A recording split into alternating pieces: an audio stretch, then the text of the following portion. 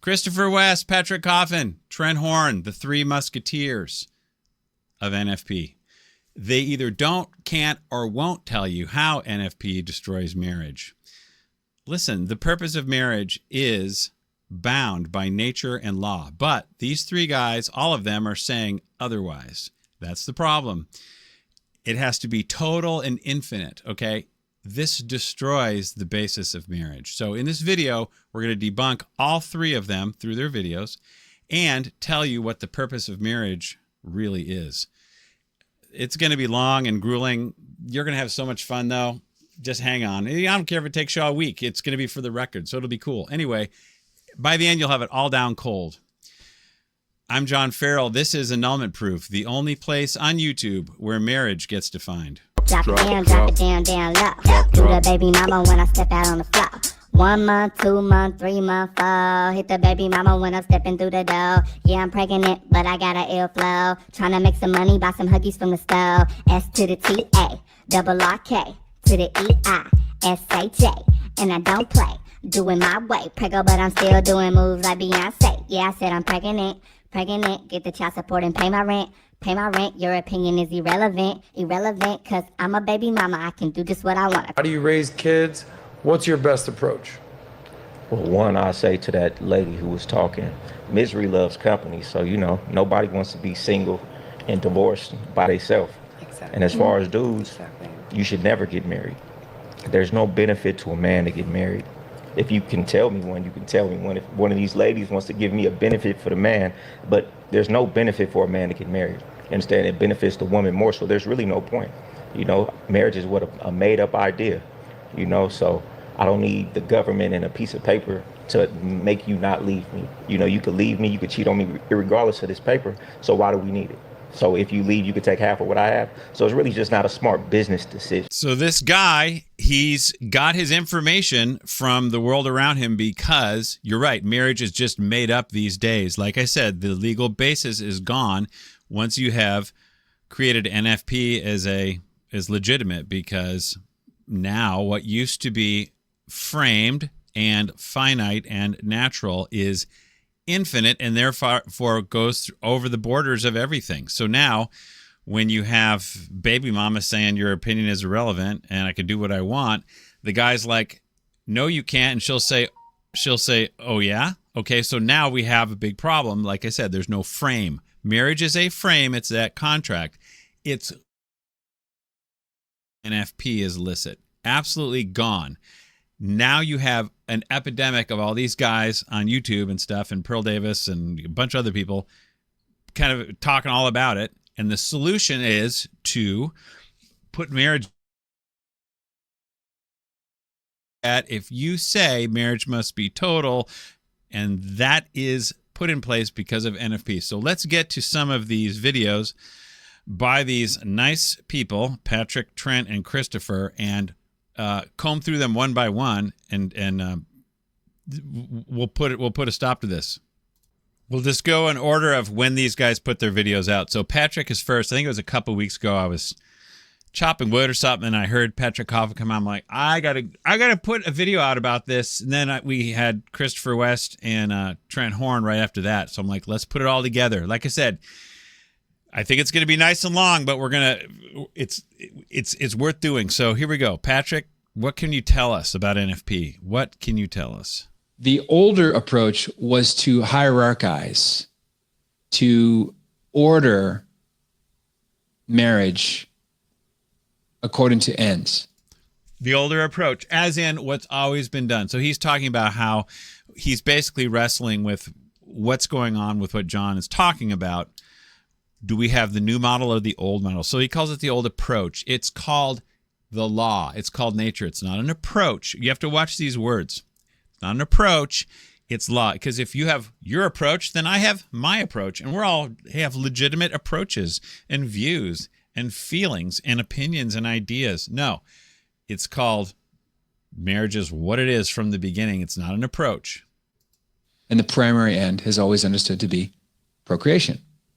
The point, the purpose, the goal, the object, the telos of marital intercourse is children. it's procreation. Every biology textbook will tell you that. That's right. But there are other ends. The secondary end is the good of the spouses.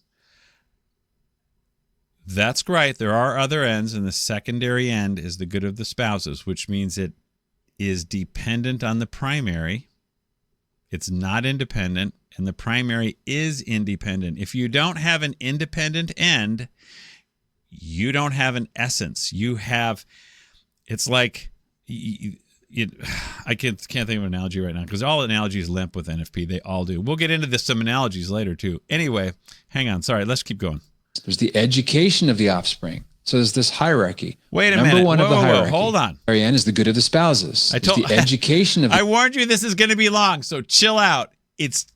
We're putting this down for the record because this stuff, these Pied Pipers blow through this all the time, and they just all this talking point that have a NFP sounds like no.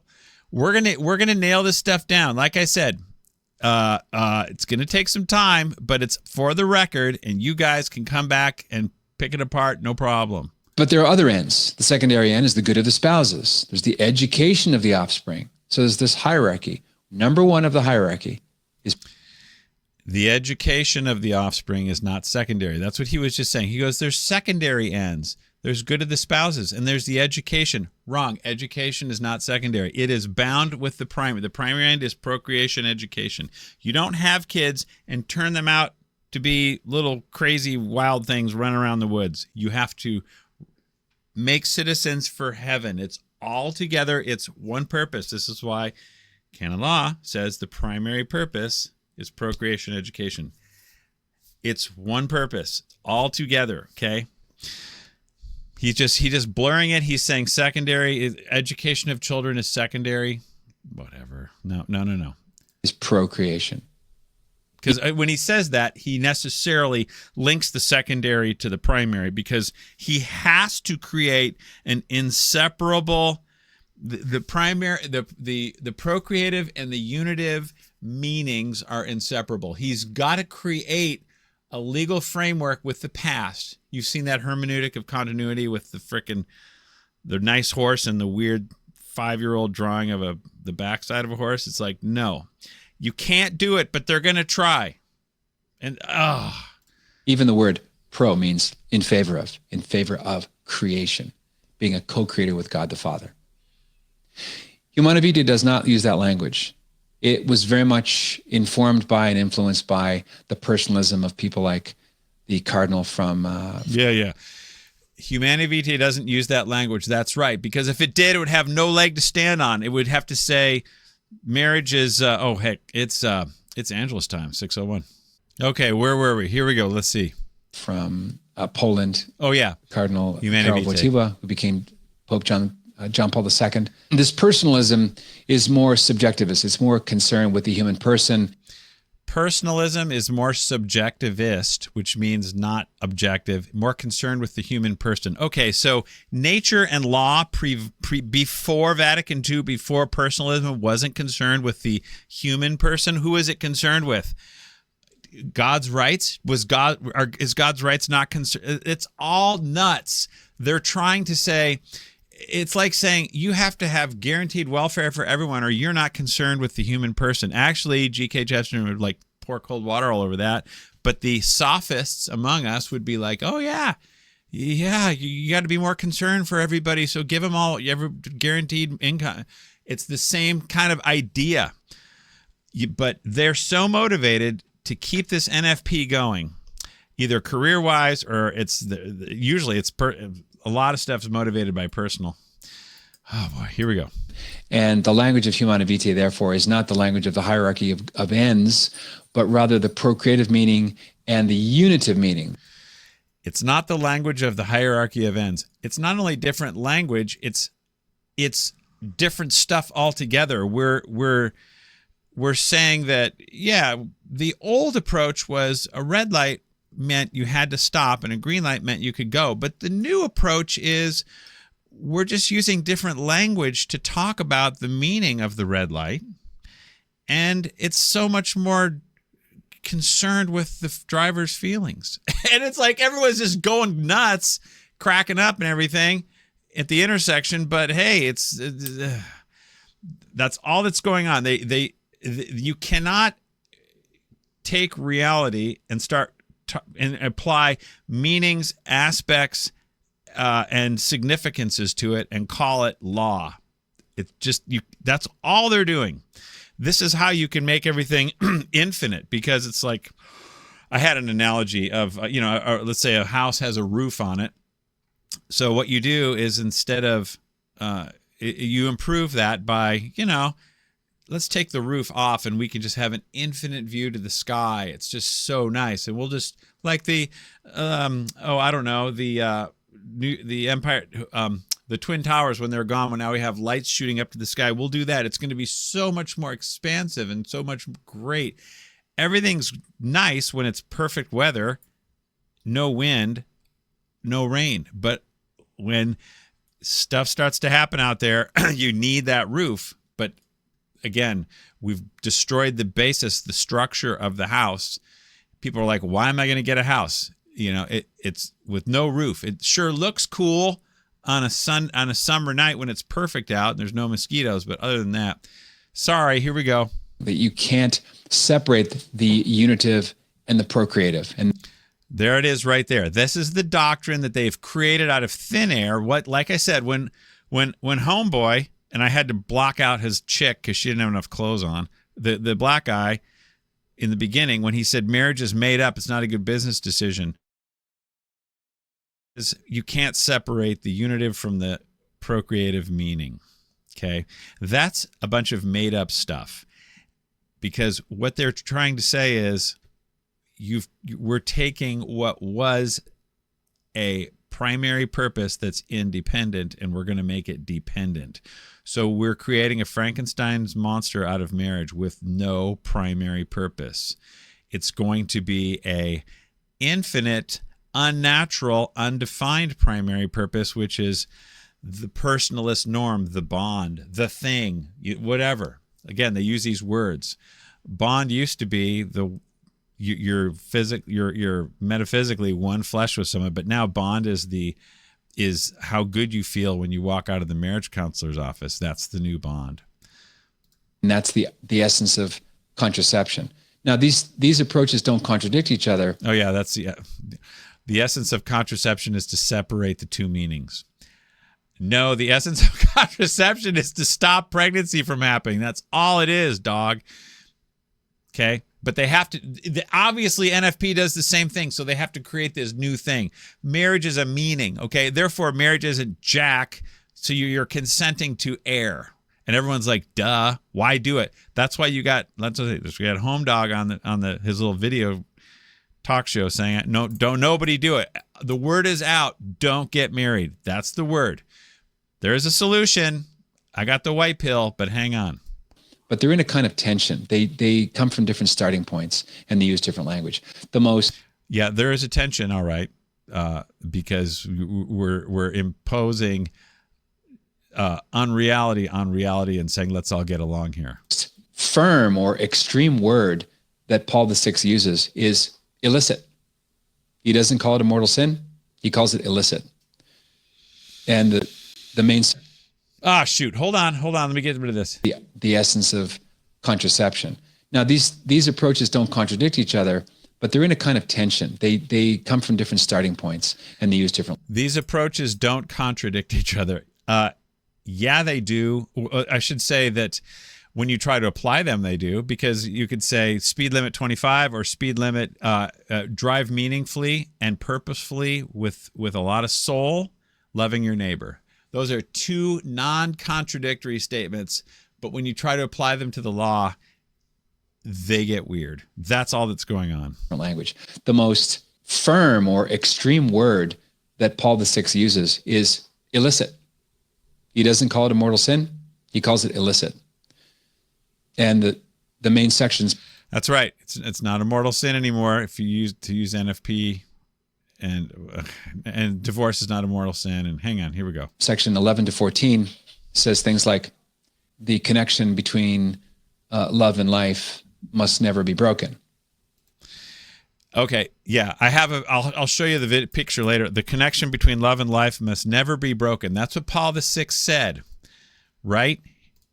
Let's look at this picture right here. Where is it? Right there. Let's make it big just for fun.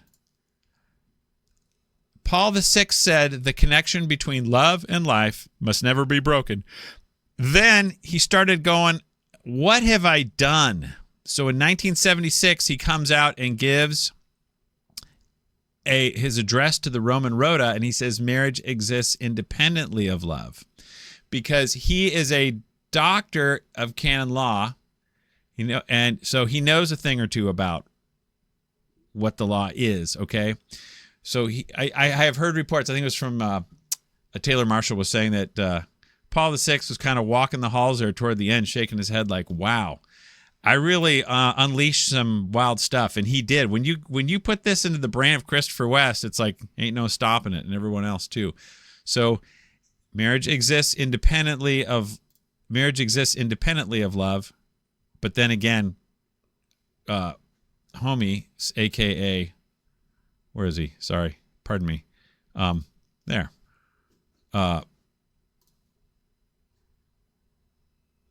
Patrick Coffin will tell you that no, it can't be separated. So Paul VI is saying two different things. Well, that's true. That's what contraception is. Contraception, against the beginning. No, he says, so contraception is separating life and love. No, contraception, like I said, that's what contraception, it's against conception, not against beginning. There it is. It's so obvious to kind of anybody that it's Catholic birth control, it's Catholic contraception, but they won't say it. So they just nuance these words and use the words like I said, unity and bond and stuff, and they just put different meanings in there, and you're like, wow, it sounds so great. And they kind of have a rap, you know what I mean? It's like, yeah, you go to a Herbalife or Amway meeting, and they're blah, blah, blah. They just wrap it all out, and you're like, wow, I got to sign up. It's kind of like that. Now, he takes pains in the first few paragraphs to describe that. All right, so that's it for him. Let's go to the next. I think as he kind of goes on and on, let's 8:14 is what I recall is when he starts talking of something worth talking about next. Let's go to 8:14 right there. All right.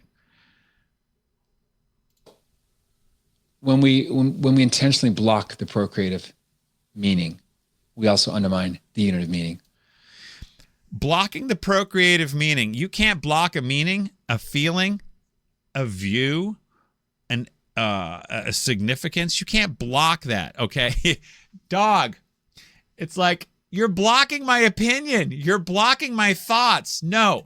You can block a car. You can block pregnancy from happening. You can you can put handcuffs on somebody, but you can't handcuff them with a meaning or a feeling, you see? So we're applying a bunch of thoughts to the physical world and saying, we're not going to arrest people with guns and handcuffs. We're going to arrest them with significances and meanings and views. And there's a couple other little weasel words, I can't think of them right now, that they use, but at any rate, if hopefully that's clear. Anything I say that you kind of don't like, or you're like, dude, you made a mistake, or you're contradicting yourself, or you're wrong, be not afraid. You comment your heart out, and I'm going to talk to you as much as you need. That's the whole point of Humanae Vitae. The whole point of Humanae Vitae is to cover up what Pius XII did in 1951 when he created out of thin air the duty to produce babies. Therefore, we have an exception when it gets hard. And it's a violation of nature to not have babies via the act, except if it's hard, it's not a violation of nature. Okay, that's the new thing he made, which is he's basically saying procreation is primary except when procreation is not primary. Okay, it's God and nature that said it, but maybe every once in a while it's not right. That's obviously a fish out of water, to put it mildly. So that's what the purpose of Humanae Vitae is to try to say no to contraception, but yes to NFP at the same time, which can only be done through major wordsmithing and redefinition and applying dimensions, and that's the word I was looking for. Dimensions, significances, and meanings to things like physical. Okay, that's how they do it, and everyone's like, "Wow, this is great." We're going to get into the prophecies that Paul VI made. Well, let's address some common questions. Isn't the church just out of touch? Well, if you look at what Paul VI predicts in Humanae Vitae, he predicts that governments will intervene. Yeah, governments will intervene, all right, and they sure have, because when you get married, like Home Dog was saying in the beginning, and he's like, why am I going to do this? It doesn't make good business sense. Yes, because when baby mama has your opinion is irrelevant and she can do whatever she wants kind of thing, she's going to do it. And what are you going to say? That, hey, you can't do this, this violates my rights? Dog, you don't have no rights. We got significances and feelings, okay? And the state's perfectly willing to back me up on that. So everyone listening to my voice right now does not have rights over their kids. They all belong to the government, because if you want to assert your right to be with your kids or educate them, the other spouse can say, I'm going to give those rights to the government, and the government will say, fine, you're gone, you're out. We're going to do whatever. And you've heard about that kid who got chemically castrated by the crazy mom. What's he get? The government owns your kids now. That's what they do. They step in where there's a void. They sure do. Okay. So this is why the church, the bishop they got big problems. It's a heresy to give the sacrament to the state, the contract. That's exactly what they're doing. Sorry, you've heard me say that before. Okay, so here, let's go to the next part. Here, now he's going to finally start talking about NFP. Where are we? 10:11. Here we go. Hit it, Pat. Oh, shoot. Hold on. Let me get rid of this. Souls for his kingdom. What about natural family planning? Isn't that just Catholic birth control? No. I have a chapter called NFP versus ABC, and I give 5 analogies to explain why natural family planning, which is the spacing of your natural marital genital union. The spacing of your natural marital genital union. Okay, whatever. The 2-in-1 flesh union. 2-in-1 flesh union. See, this again, it's a 2-in-1 flesh union. Okay. What is that? What is he trying to communicate with these words? He's saying that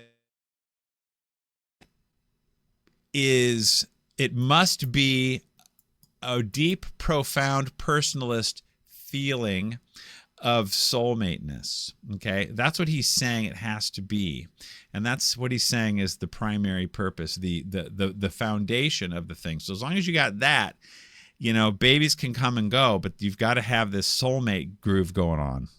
That's why the only way to consummate the marriage is to do it now. And it used to be just regular consummation. Now you have to do it in a human manner. And no one will define what that is. That's kind of the one thing I'm saying. What they won't admit, what these guys do not admit, is that when you legalize NFP, you have destroyed the legal foundation of marriage and turned it into a pile of significances and feelings, and those go anywhere where somebody's feelings want them to go legally. Okay. Vis-a-vis what you know to be a fertile day. So if you have a just or serious reason. This is going to take forever because I paused so much. If you have a just reason, this means the conjugal act is no longer based in marriage. It's based in justice. Increase and multiply is not a precept.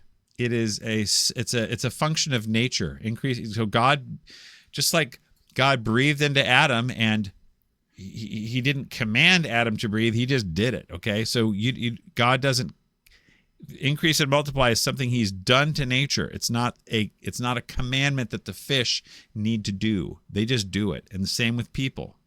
It's not a commandment.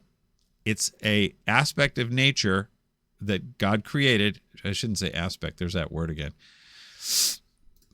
To avoid pregnancy, even if that just and or serious reason is permanent. By the way, if NFP is natural, one needs no reason. It's just nature. If you're just working on your love or something, then you don't need if that's the goal, you don't need a reason. This is why all the grave reason stuff's out the window. And here, look, I think it was, where is it? Let me see if I, anyway, it was Pius XII in Midwives, a speech to Italian midwives, who said that you have to have a grave reason. It's in here somewhere. I'll find it later. Anyway, you know it's true. That's where the grave reason stuff comes from. Let's go back to, okay, show us how that. Or semi-permanent. You may not have intercourse on days that you believe, based on your biomarkers through natural family planning. You can abstain from sex and express your love in a different way. See, he's all saying the purpose of marriage is love expression. No. You're just playing, you are simply playing, you're making God go on an Easter egg hunt. That's what you're doing. And that's not cool. You're playing hide the egg. Onan played hide the seed. That's all that's going on here. This is not the rhythm method, either the symptothermal or the ovulation method. These are over 98% effective. It's 98% effective. Okay, so if it's 2% ineffective, that's the quote open to life part. So we're open to life. Therefore, obviously, people say I can artificially contracept and I'm just as open to life. There's nothing they can say to that except dance around with all this. It separates the unitive from the procreative meaning. That's like saying, I don't feel well. You can't argue with that. It just is what it is. So if these people say this stuff, there's no definition of the unitive meaning. Those aren't legal terms anyway. So again, they've come up with an argument which is unassailable because you can't. A friend, I think my nephew once said, you can't argue with Jell-O. There's nothing to say this, that, and the other. It's like, it's just words. In attaining pregnancy and avoiding pregnancy. The ovulation day happens one day a month.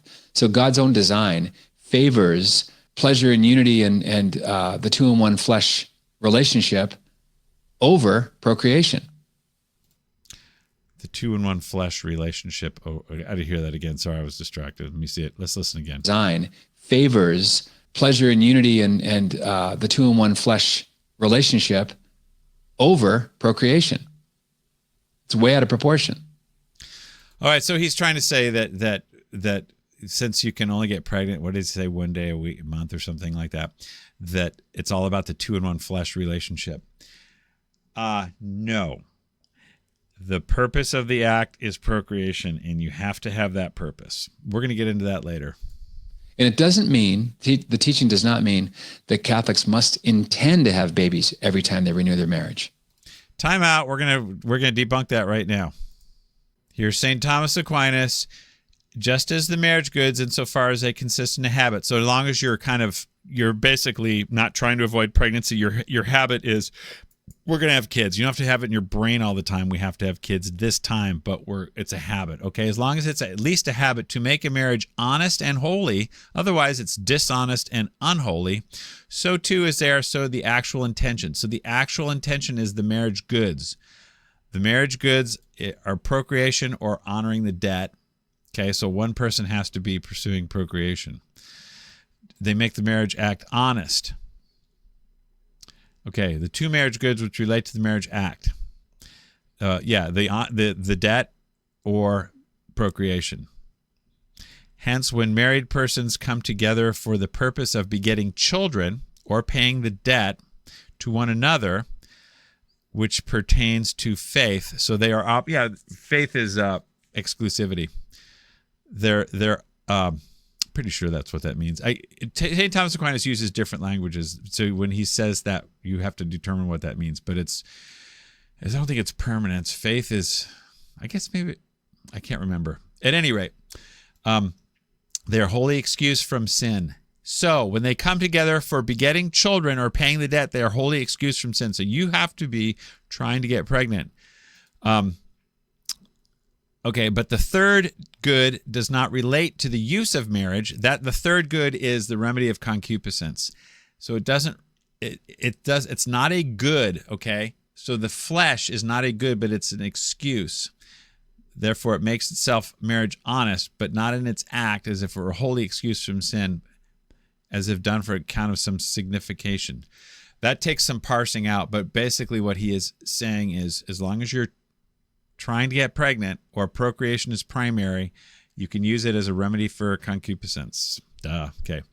Consequently, there are only two ways in which married persons can come together without any sin at all. All right, Patrick Coffin? Namely, in order to have offspring or to pay the debt.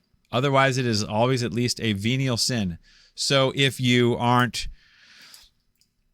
trying to get pregnant or you don't want to get pregnant, that's the venial sin part. But the mortal sin is the contraception part, where you are taking a method, okay, like the rhythm method or anything like that, to try to not get pregnant.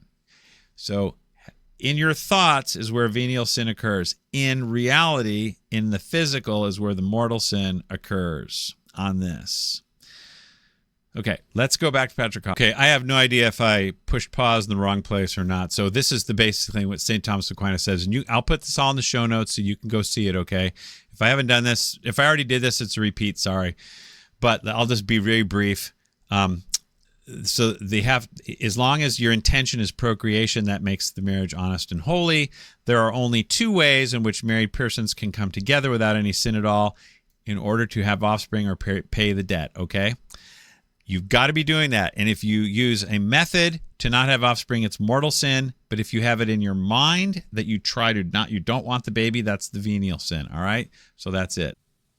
It's way out of proportion.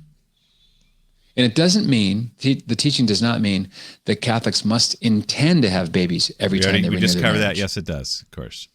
As long as you're not attacking the end, attacking the child to be. Jermaine.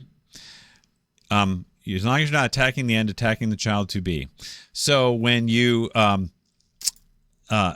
make sure that you keep the egg and seed separate via blocking or using a calendar method to keep the egg. Doesn't matter how you do it, you're attacking the end, okay? However, under Humanae Vitae, the end is the personalist norm. So NFP doesn't attack the end because the end is the one flesh union and all this groovy stuff. So they're trying to have it both ways. They're saying, yeah, we're super Catholic, but we're also super contraceptive. Okay, sorry, I was going to say something else, but Mangers calls it a practical hatred of the child. Yeah, that's right. Before I knit you in the womb, I knew you. Okay, this is why the church says at the Council of Trent, contraception is murder, because God has, he basically wants 13 kids per marriage or something like that, right? And if you give him 4, 5, 6 kids per marriage, or 3, you're murdering the babies God wanted to send, because all those kids have been planned from the beginning of time. All right. So God's like, what's up? Well, we contracepted them. Well, no, we just made sure that things didn't come together, as in the egg and the seed. So that's what happened. Sorry, God. Not a good look. That's why St. John Vianney says people go to hell for not bringing the amount of babies into the world they were supposed to. At the heart of contraception is the thought, if we have sex now, a baby could result. We don't want that baby. That's exactly what Humanae Vitae 16 says. Both NFP and AFP couples don't want the baby. It's the same thing. But they say NFP doesn't violate the principles of morality. And that's because the new principle of morality is marriage is for the one flesh union, okay? Which it's not. It's for procreation. Hang on. Let's keep going. So we're going to eliminate as best we can the possibility of that baby coming to be by sabotaging the act whereby children enter this world. That's right. So how do we sabotage the act organically? How do we sabotage the act to keep babies from coming into this world, which is the goal of the 98% of... Oh, shoot. Hang on. The guys out there are working and they blew a fuse almost. Anyway, the 98% effective what do you call it? Method. How is that not the goal, effective at doing what? As of blocking babies. I lost my train of thought. Let's go. Could be before in the form of good old-fashioned this coitus is so interruptus or withdrawal. Yeah. So he says, like Humanae Vitae says, and other cyclicals also, if anything done before, during, or after the conjugal act to cause to not have the baby is grave sin. So NFP it's planning. That's what it is. It's the act of planning so that the baby doesn't happen. Okay. It's been said that NFP is simply female onanism. She's doing the timing, just like Onan did the timing. Okay. So he talks about a bunch of weird stuff. I don't want to get into it, but effectively Onan made his move to keep the seed and the egg separate. NFP, she makes her move to keep the egg and the seed separate. That's all that's going on. That's why I think it's Casti Canubi 108 says effectively NFP is the sin of it's, how is it? The sinning in a subtle way. That's all it is. So this is what they're doing. They're like, this is so great. We're working on our one flesh union. What could be better? You're doing it at the expense of the kids. That's why Catholics have these small families now, and there ain't no way out of it. Because if you tell everybody, I've used this analogy before, I guess, you can smoke and drink and eat all the food you want, and you'll be in great shape. Everyone's like, I am not giving this up for anything. If we can call that a natural Catholic diet, cool. All right, but it's not, and that's the same thing with NFP. I think we're gonna, let me go to the next section. Hold on. Okay, so here we go. We're gonna talk about NFP and divorce, I think, a little bit. Couples that pray together and use natural family planning are much less likely to divorce. Yeah, okay.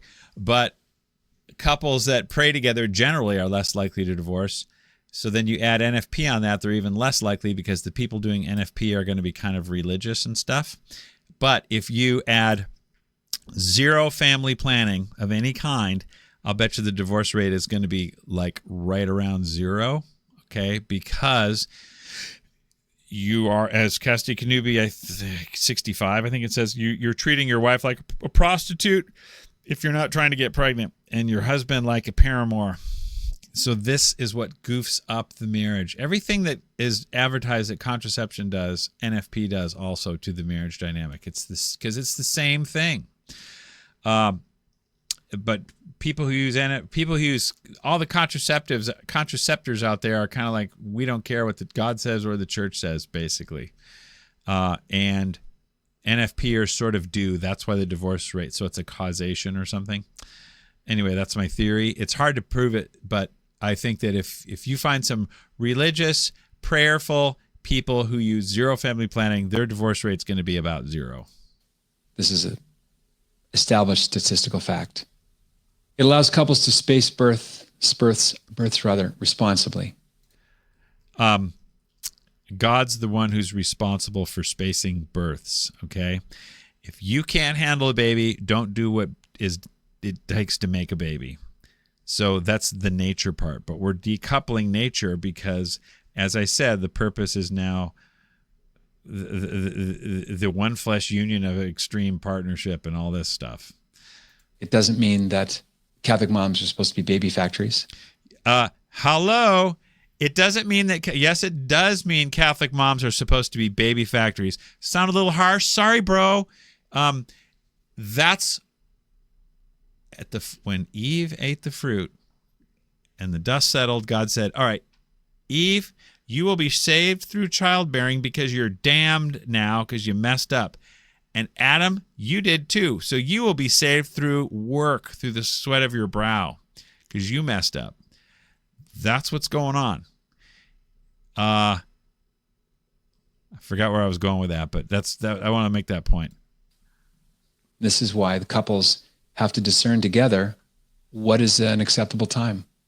Do the couples discern together what's an acceptable day for the husband to go to work? Does he have to think every month, maybe we should get together and pray about whether I'm going to work this month? No. She has kids. He works.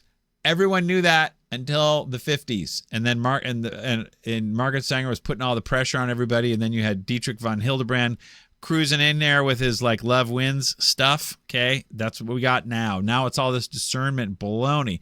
Just like Mormons used to say abortion was murder, but now it's all about prayerful discernment to see if you want to kill your baby. NFP is not going to last because it's got no legs to stand on. These guys, Patrick, Trent, Christopher West, none of them will kind of wade in on any of this. They put out videos they won't, or even on, they either block you or they won't talk about it because none of it will hold water. Can't do it. They just, they're only, I don't blame them. Their only way to defend any of this is by staying above the fray. That's you. Otherwise, you're dead. You can't, the internet, social media will kill you if you're wrong. That's why they can't do, that's why they either block you or they can't go there. What is their economic reality? What's the mental health reality? What's happening in their relationship? Your opinion is irrelevant.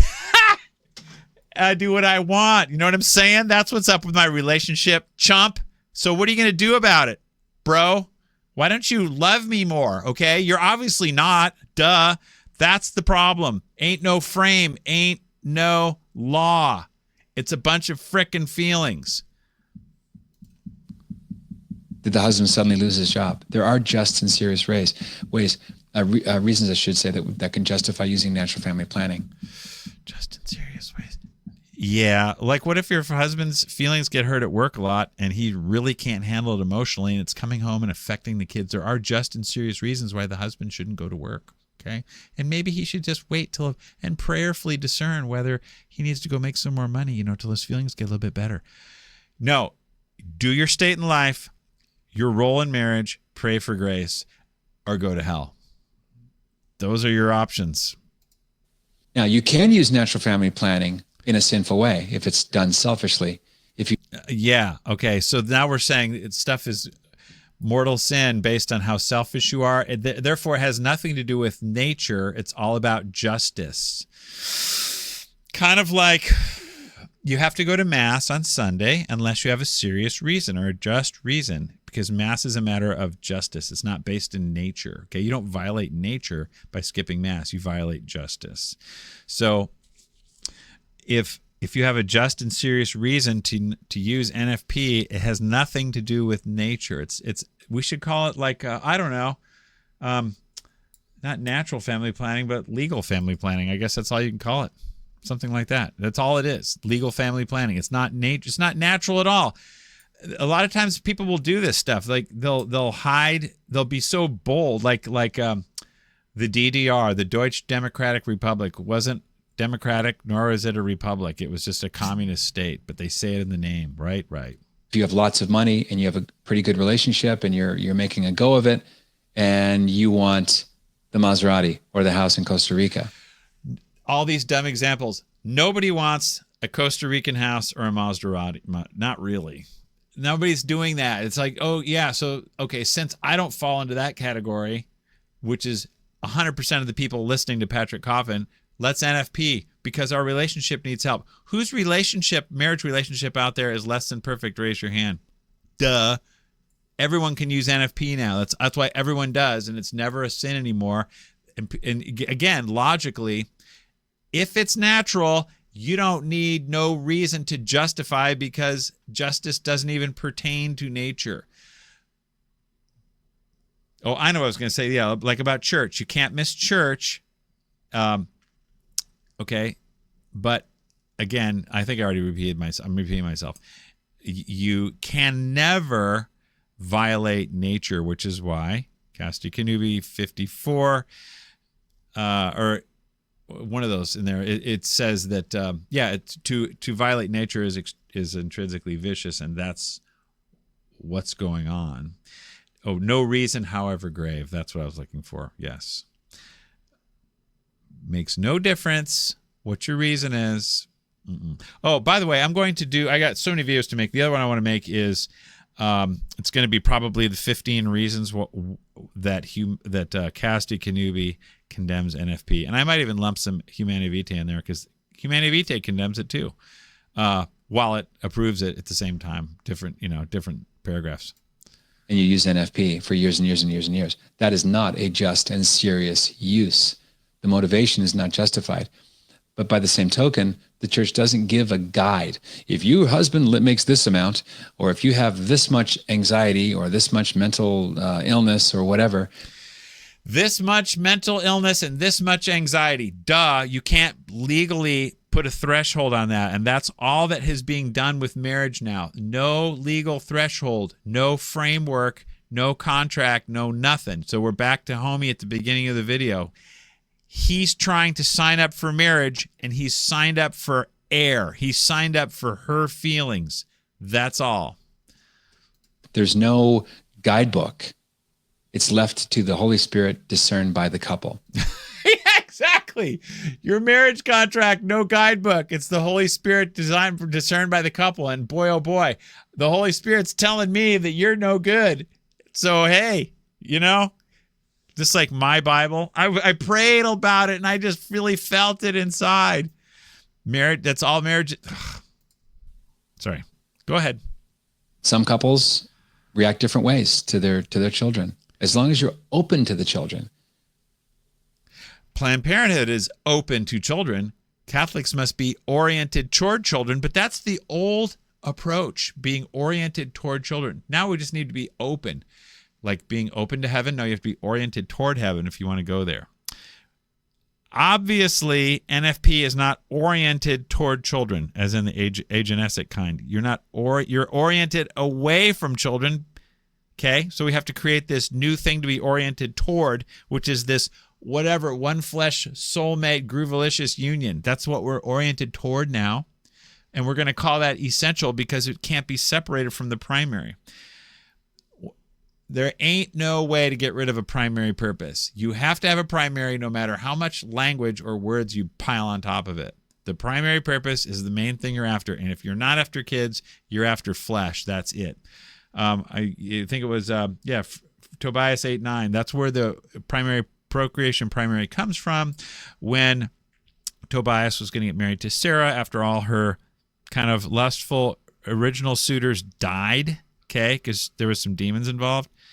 So that he's like, I'm going to get married for the love of posterity only. And God's like, yes, that's a valid marriage.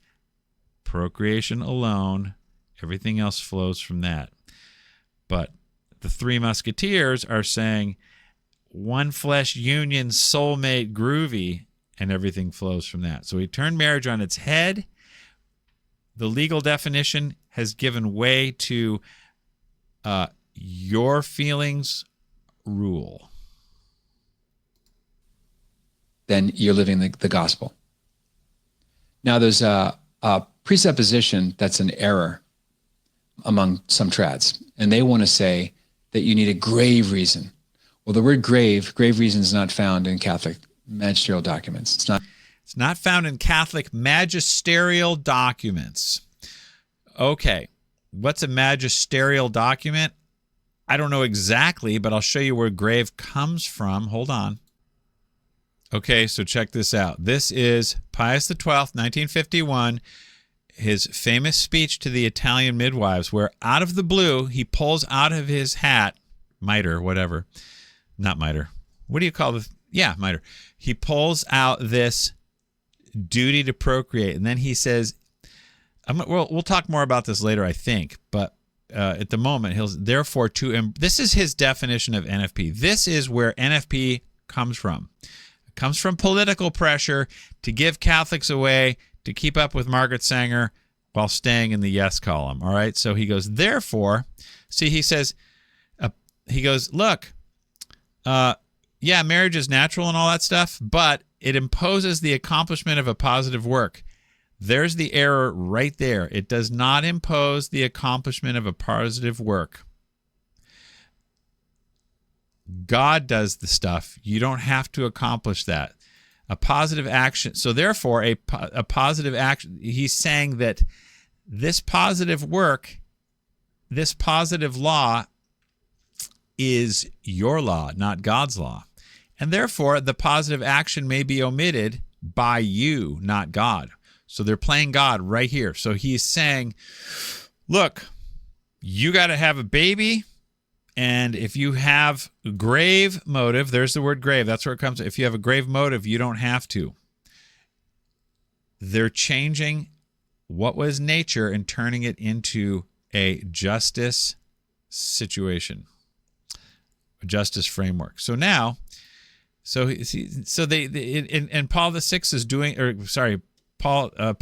is doing the same thing, going back and forth between nature and law, and kind of a sleight of hand, who make use of the specific act of their state. Nature impose the function of providing for the preservation of mankind. So it is nature, aka God, who imposes the function of providing for the preservation of mankind. God's in charge of the function, not us. He imposes that function. Okay, so it's nature that imposes that function. So when you get rid of that function, conjunction, junction, you are playing God. That's what you can't do. Now, so therefore, now he goes therefore to embrace the matrimonial state. In other words, to have your one flesh grievousness union continually. Okay, so so NFP is continual use, as in regular use, as in it's not continence. NFP is not continence. It is to use continually. That's the definition, obviously. Otherwise, if you had continence, it'd be 100% effective. But because it's 98% effective, you are using continually the faculty. So if you're doing that, and at the same time to avoid its primary duty, okay, so this used to be the primary purpose. He changed the purpose, which is nature, into the duty, which is justice. You are taking what marriage was, which was nature, bound by nature and law, and you're turning it into a duty. This is why Home Dog in the beginning of the video says marriage is made up. It's just a made up thing. The reason he's saying that is because Pius XII made up NFP. Now you took the natural basis of marriage, which cannot change, which isn't made up, it's nature, and turned it into a man-made thing, a made-up thing. And the guy's like, screw this, because then men can manipulate it, and that's exactly what they do. So now, to avoid its primary duty without a grave reason, okay, that's where grave reason comes from. Right there. I forgot what else I was going to say, but to avoid its primary duty without a grave reason would be a sin against the very nature of married life. So obviously that doesn't make any sense either, because to avoid the primary purpose is a sin against nature. But if you have a grave reason, it's not. There, you call it a duty. It's like he's back and forth on this stuff. So now, like I said, you've got this crazy, insane thing. And that's what Humanae Vitae is, to come in to clean this up, clean up the mess. So, Pius XII tried really hard to nuance this, but it doesn't land. It can't. I think there was another report on this. I was reading about this. Okay, so here are some people talking about what Pius XII said on the internet. And they're like, when Pius XII speaks about the use of the marriage right, blah, blah, blah, blah, blah. If a given couple chooses never to exercise the marital right, there is no fault. If the couple choose to limit the exercise of that right for the sake of spacing or limiting conception, that's where another issue, that raises another issue. Hello, because it's nature, right? So what's the issue? So this is how NFP was born, and it's born on a lie. And the lie is you have an obligation to procreate. To respond to this, there needed to be a reason why a couple would be expected to have children. Yes, that's right, because you cannot use justice to not have kids unless you have to have them via justice. You don't, because it's just nature, but now we have to create a duty, which was started by the Anglicans in 1930 to justify contraception. The Pope uses the argument that married persons have an obligation to procreate. There's the lie right there. Married persons have zero obligation to procreate. Nope. He just makes the exercise of the right such that babies are going to happen, dog. Right? Okay. All right. Let's go back. Hang on. So we are almost done with Patrick. Let's see what else we got. Non-humane vitae. You don't need a grave reason, as though blood has to be coming out your ears and you have to have, 22 kids already and half of them are in the hospital. Just and or serious. Those are the criteria, magic words, so to speak. All right, so that's it. Yeah. Again, if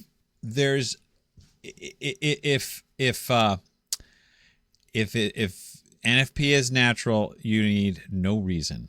And it's obvious to people. They're kind of like putting two and two together. So they either contracept artificially, or they say our reason is fine. Because if we're just working on love, why do you need a reason to do that? Okay, do you need a grave reason to go to the marriage counselor? No. Or do you need it's like, duh, you're just doing marriage, right? Isn't the marriage act good and holy all by itself? It doesn't need to be justified. It's just like the thing. So why do we need a grave reason? People are like, this is why Patrick Coffin is saying this, because he's like, that's the old approach. We have buried Pius XII's words, and we don't go there anymore. Even though Humanae Vitae, footnotes to Pius XII midwives, that's what all of Humanae Vitae is built on.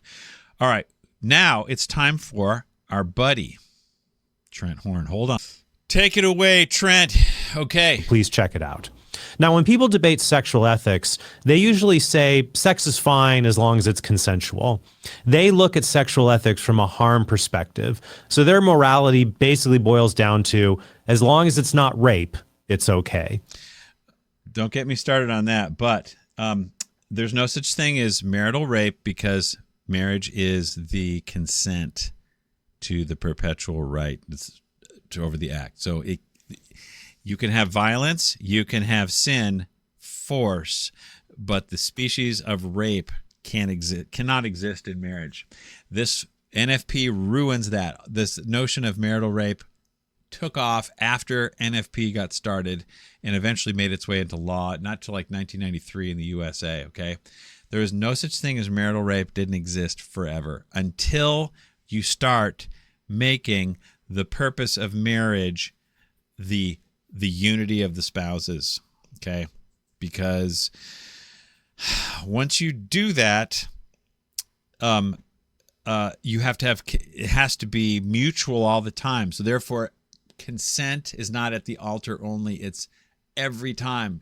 Marriage has no more rights. You just agree to play house and keep on consenting. You have to have consent every time. Otherwise, it's not unitive. You've destroyed the definition of marriage, the contract. Again, the guy's like, why do I need to do this when you just all you do is expose yourself to liability when you don't need to, if you're just trying to get by, you know what I mean?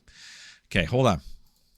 But most people concede that there are consensual sexual behaviors they also consider to be morally revolting. So we need to answer a deeper question to explain that. And that question is, what is sex for? This is what none of them get right. None of them will tell you or admit. They've created this new definition of the purpose of marriage. What is it for? And the reason they won't tell you what it's really for is because it destroys NFP, and they have to redo all those annulments and put them back, the marriages back, and then they have to get back to manifest sin again and a bunch of other stuff. And this is why they can't mix it up, debate it, It's got to be just, like I said, ivory tower, these guys. So here. A few years ago, I went to a college campus in San Diego to ask students this question, and I got a lot of interesting answers. All in. Oh, shoot. Hold on Full. just a minute. Person.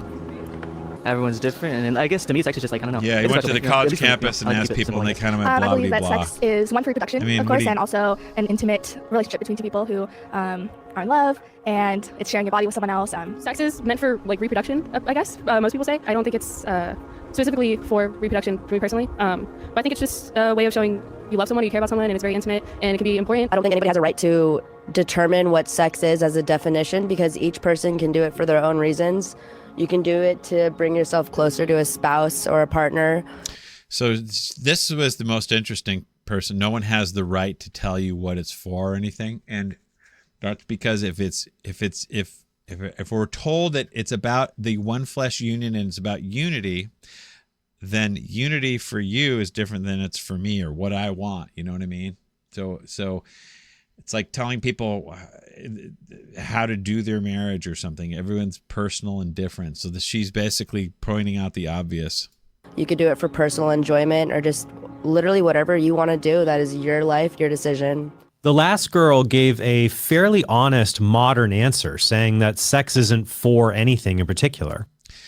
Okay, she gets it from you, Trent, because when you say that the marriage act is for expressing love, you're saying fill in the blank.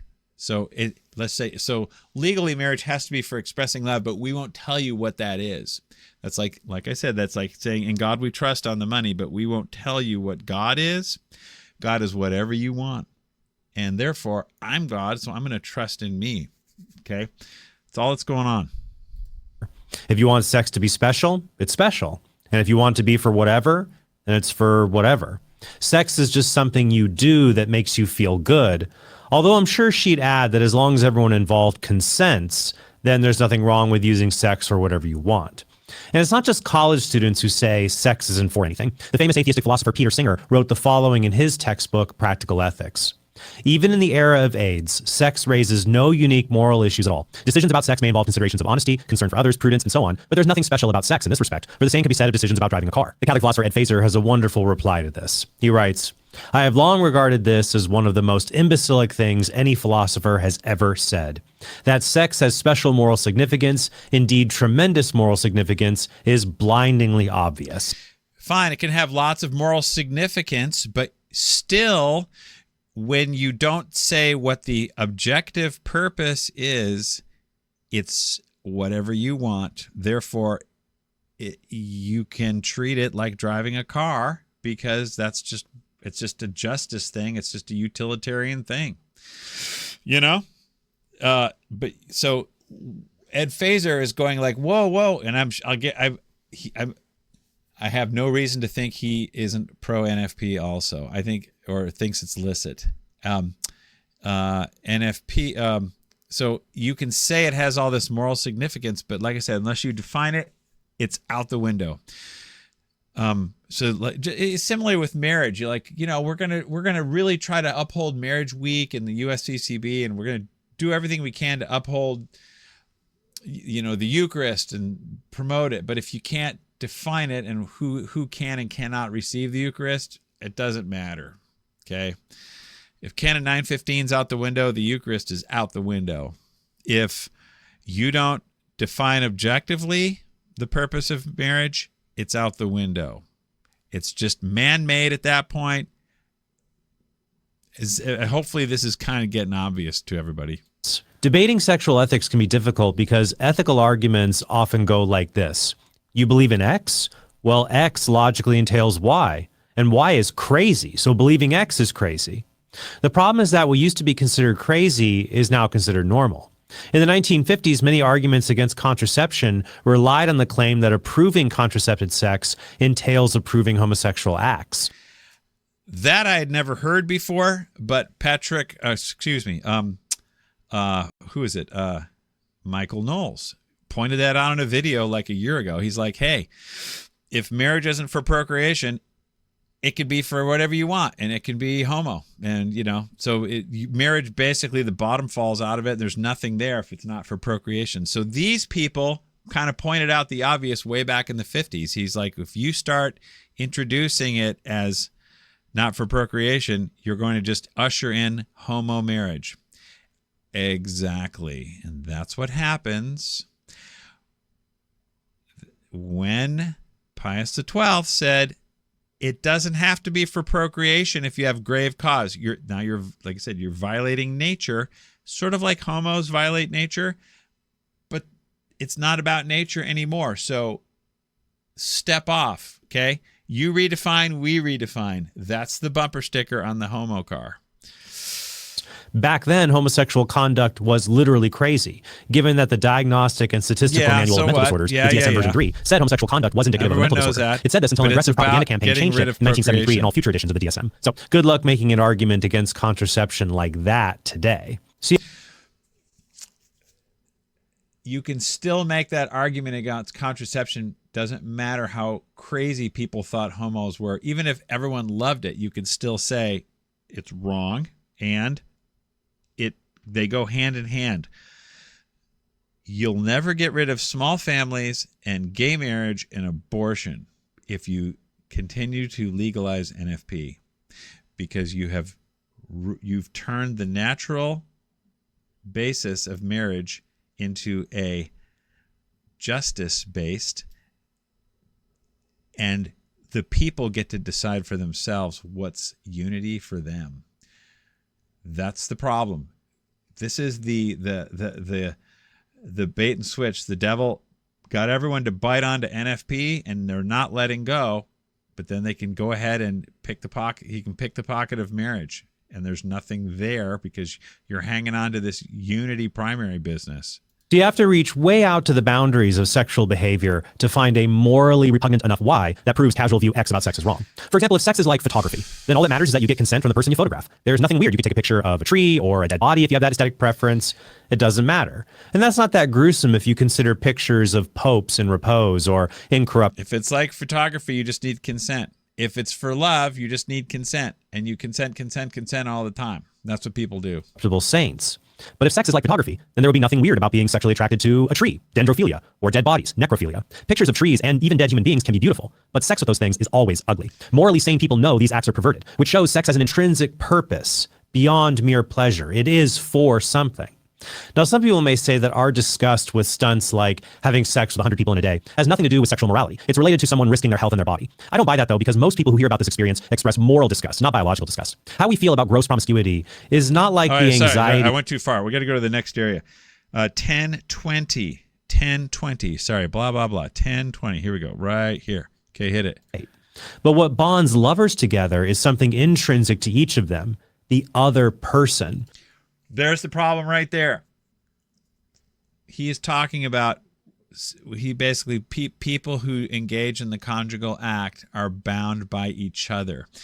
If that's true, then there's no, as I talked about in my last video with Bishop Robert Barron, there's no third objective other that everyone signs on to. So they're just into each other. And this is why a marriage is set up for failure when NFP is licit, because everyone is all about what I get out of you, how I feel about you. And that will break down eventually.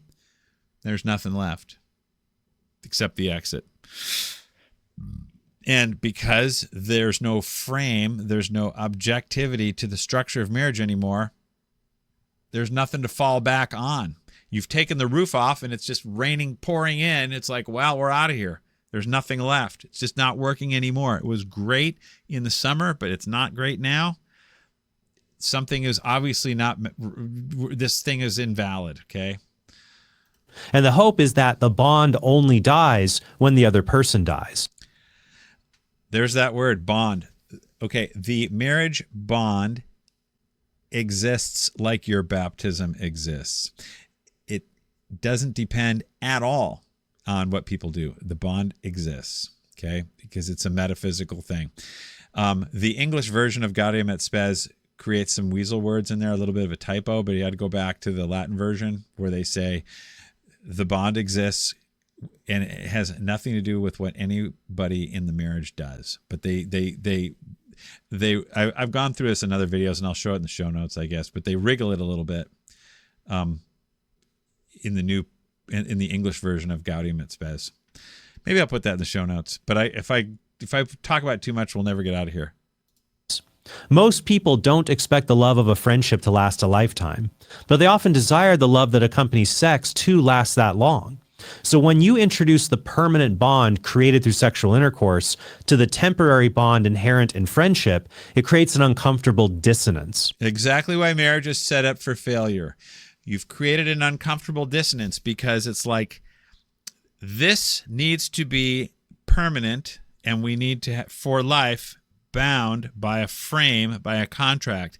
But if it's dependent on how we feel about each other, now we have two different, there's the dissonance. There's like, we got to get along, but if we don't get along, we have the marriage vows. However, they contradict with how I feel, so there's the problem. No, you don't. You don't. Again, the basis of the relationship is the contract. It's not the unity.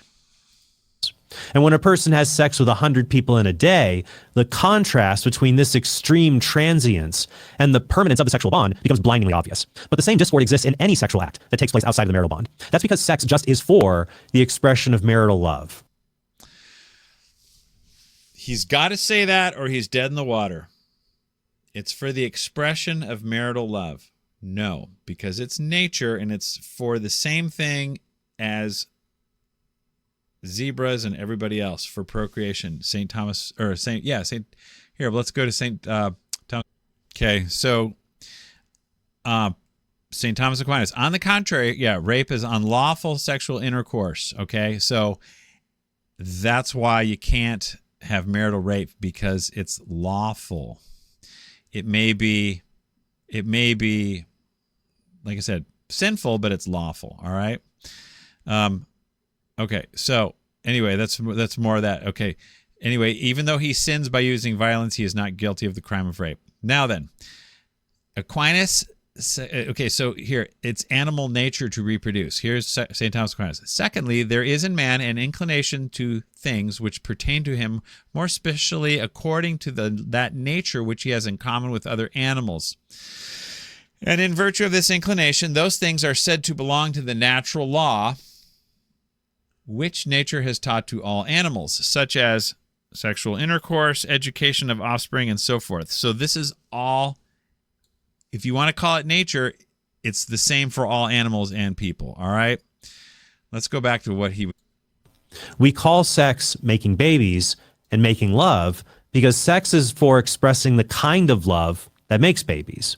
Now, at this point, okay, there's that whole life-giving love thing. It's for the kind of love that makes babies. No. It has like I showed you the picture before of Paul VI, marriage exists independent of love. It has nothing to do with love legally. Nothing. It's for procreation. These guys are saying it's for love and then procreation flows from that. No, it's the contract and procreation flows from that. So here, let's keep going. A lot of people, especially Christians, will agree, and they'll say sex is for babies. And that's really, really close to the correct answer. Even many of the students that I spoke with on campus thought of procreation as the answer to my question, what is sex for? But they quickly brushed it aside as if it were an afterthought, something to begrudgingly acknowledge and then ignore. Now, it's true that procreation is the primary end of the sexual act. That word primary has meaning. Primary doesn't just mean whatever you think it means. It means independent. Otherwise, it means nothing. Marriage cannot exist without the primary purpose. It can exist without secondary purposes because they are dependent on the primary, but the primary is independent. So if you don't have something that comes first, primary first, then nothing happens. So something has to happen first, and that's the primary purpose, the purpose of the act. Oh, I just thought of one other thing here. Look at this. What is this right here? Okay. This is St. Francis de Sales. Marital intercourse is certainly holy, lawful, and praiseworthy in itself, and profitable to say. Yet circumstances can prove it dangerous through the excess of soul is made sick with venial sin, or through the violation or perversion of its primary end, killed by mortal sin. Okay? So if you pervert the primary end, it's mortal sin, and that's why contraception is wrong. Such perversion, detestable in proportion to its departure from the true order, always being mortal sin, is never lawful. For it is never lawful to exclude the primary end of marriage, which is the procreation of children. So you have to try to get pregnant, habitually or specifically. All right, back to our regularly scheduled program. Where'd he go? There, share us instead here. And this explains why sex has permanence and exclusivity built into its meaning. It doesn't have it built into its meaning, kiddies. It's in the definition. It's not a meaning. If marriage is just a meaning, then meanings change. Meanings have different meanings. No. It has permanence and exclusivity built into its essence. Legal definition. Essence and legal definition are the same. They cannot change. The age of consent and stuff can change, but that's not the legal essence. The essence is the object of consent, what it is. Permanent, exclusive baby making. That's exactly what the essence is in law and in nature. Nothing can change that except a whole bunch of PR, internet stuff, and then popes trying to stray from nature because of political pressure, and that's what started in 1951. Because babies benefit from having parents who are permanently and exclusively bonded to one another. Babies benefit by having parents, they're bonded to one another. They are in a contract, and if they don't do the contract, if they violate the terms, they go to hell because the kids have a right to an intact home. However, if you lean too heavily into the answer sex is for babies, you might get tripped up by an objection. No, you won't get tripped up by an objection because it's procreation alone is the primary purpose, procreation education. And I'm going to check this out. Here's Christian commenters Josiah and Isabella Moody. Christian commenters Josiah and Isabella Moody. They're kind of like, I don't know what they are, man. They're some sort of, quote, Christian, Protestant. They don't have an answer, but the Catholics do. Hold on. Saying sex is for babies. And while I appreciate them speaking against contraception, they end up being unable to satisfactorily answer the host's follow-up question. I can answer What about people who are infertile and can't have babies? Hang on a sec. People who are infertile and can't have babies can still engage in the marital act because as long as they're not trying to... hold on a second. I'm going to pull... Okay, here we go. So here's the answer to Trent's objection that the Christian guy couldn't answer. I cut it on the video. We'll have to watch that in a second. Look, this is from 1944.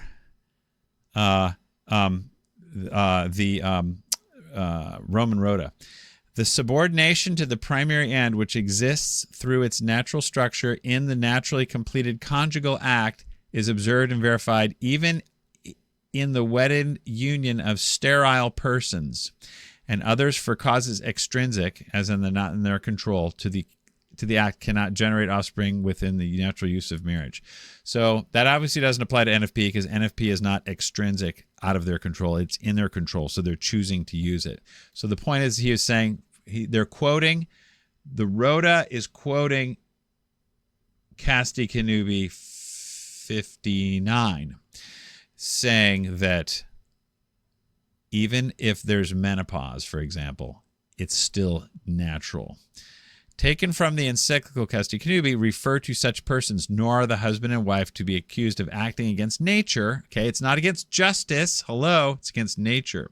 If they make use of their right in the proper and natural manner, even though through natural causes, owing to circumstances of time and certain defects, that means menopause, old, stuff like that, or they're infertile, rendered impossible, blah, blah, blah, blah, blah. Okay, so that's the answer.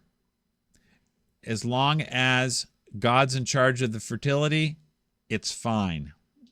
When you start trying to tweak the fertility using a method, however that method is, it doesn't matter.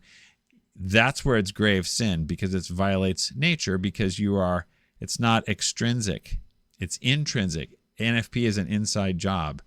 NFP is not imposed on the couple from somewhere else. You're doing it. Now, let's go back to homie. Where is he? Come on, man. Shoot, I got to fix this commercial. Okay, so now we're going to hear the MAGA Christians a little bit, all right? Infertile and can't have babies. Dude, sex is about having children. It's about having babies. Like you pump yourself full of birth control and then you have sex with your wife, and like there's no purpose there except just pleasure. That's the only purpose. Should people pleasure. who are born... He's right about that. Just like Tobiah said, it's not for fleshly lust, but for offspring. Okay, love of offspring. So those are your two options. It's babies or flesh. That's it. But we have nuanced it to say, no, it's this one flesh union of super emotional grooviness. Nah, it's just flesh. That's it. Like infertile. Okay. Have sex. It depends. Listen, I am pro like people committing to celibacy for the rest of their life. I am pro like that. And if that was something that they couldn't have babies, I believe that they should have that choice there. Well, they have the choice. Yeah. But I'm saying, is that what you believe is correct? Infertile people, no sex for you. I think that it's crazy. Infertile people don't think. I don't see anybody really saying that, hey, I'm infertile, so I'm going to be celibate for the rest of my life. I'm not going to touch sex. I'm not going to have sex. You think crazy people don't say that? Yeah. Wow. I think that would be very honorable. No gay sex with women, guys. Very true. I agree. Saying sex is only for babies, so sex is wrong when conception is impossible, would mean sex is immoral when a couple becomes infertile. Okay, super dumb argument. It's sophistry or whatever, sophomoric. No, it's not. You don't have to, because there's no duty to procreate. Okay. It's just nature. God's in charge of nature. Elizabeth was 88 when she got pregnant with John the Baptist. Casti Kanubi says, and the Rhoda confirms right there, as long as whatever's going on isn't your planning, your doing, but is extrinsic to the marriage, it's nature. Let God handle that, not you. Or even when a wife is pregnant. Okay, so when a wife is pregnant, it's not like there's a low chance of pregnancy, there's zero chance, and it's manifest that God will not be sending you a baby when you already have a baby. So God can send you a baby, like Elizabeth when she was 88, but when you're pregnant, you cannot get pregnant again at the same time. Therefore, we have Saint Hildegard, okay? Those who have intercourse with the pregnant are murderers. This is because you are wasting the seed. You are planting seeds that are already been planted. The purpose, it's death, okay? It's another, just like contraception is murder, during pregnancy is murder, but it's a little bit of a different species, so it's not quite as obvious, and therefore the church doesn't rule on it, but there's another, it's, in other words, it's I shouldn't say it's a gray area, but it kind of is. There's another line from, let's see, here it is, Saint Clement of Alexandria. To a spiritual man. All right, so people who are trying to do the right thing, who really care.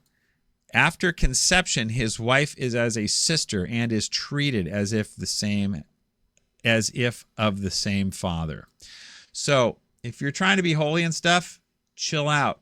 Your wife's pregnant, okay? By the way, all these NF people saying, it's all about discipline and everything. And hey, there's plenty of places, plenty of ways, plenty of times to abstain because you're not supposed to. During pregnancy is one of them. Menstrual cycle. Hang on. Let's go back. There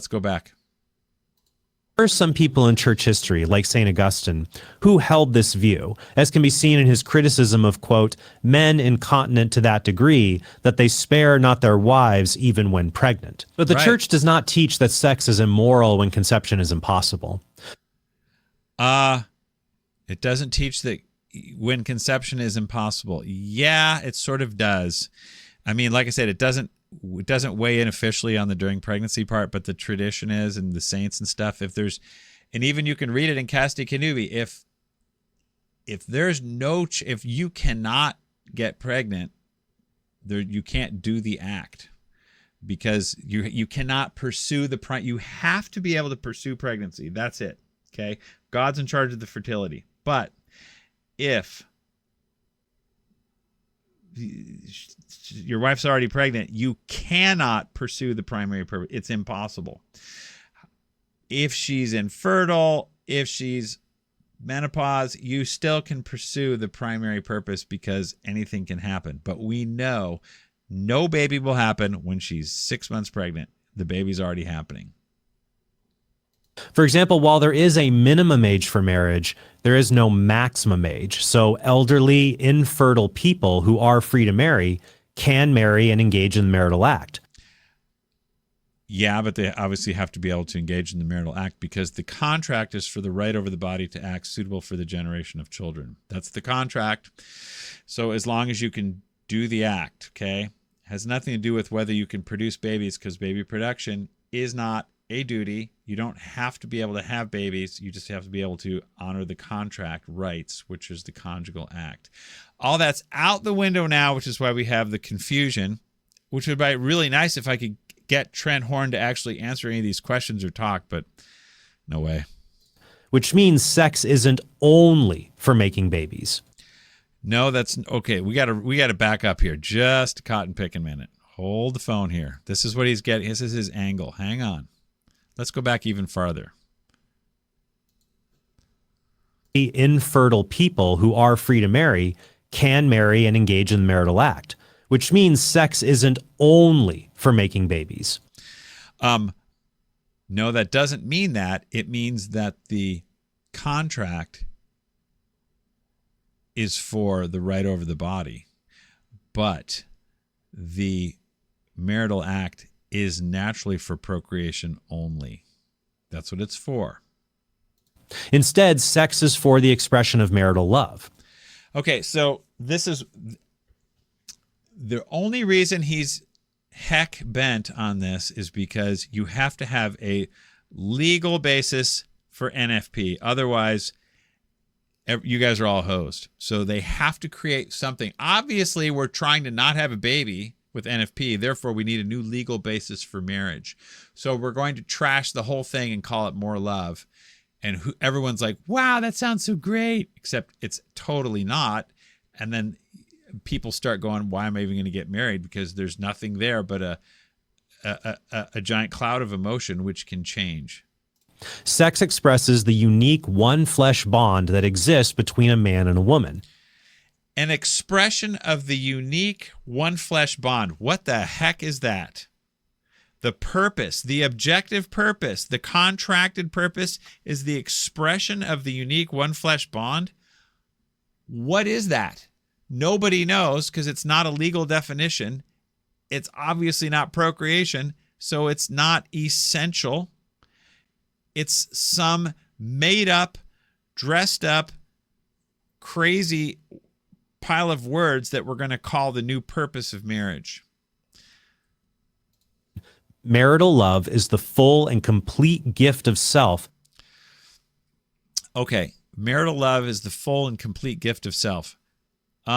Well, charity is to will the good of the other, but nobody has total control over their complete self to give them total self anyway. Okay, so you cannot consent to what you don't have. No one can give themselves totally because it can't be defined, nor does everyone know themselves perfectly? No, I can give you $5, but I can't give you unlimited funds, okay, because I don't know what that is, nor do I have it. But I can contract for a $5 contract, all right?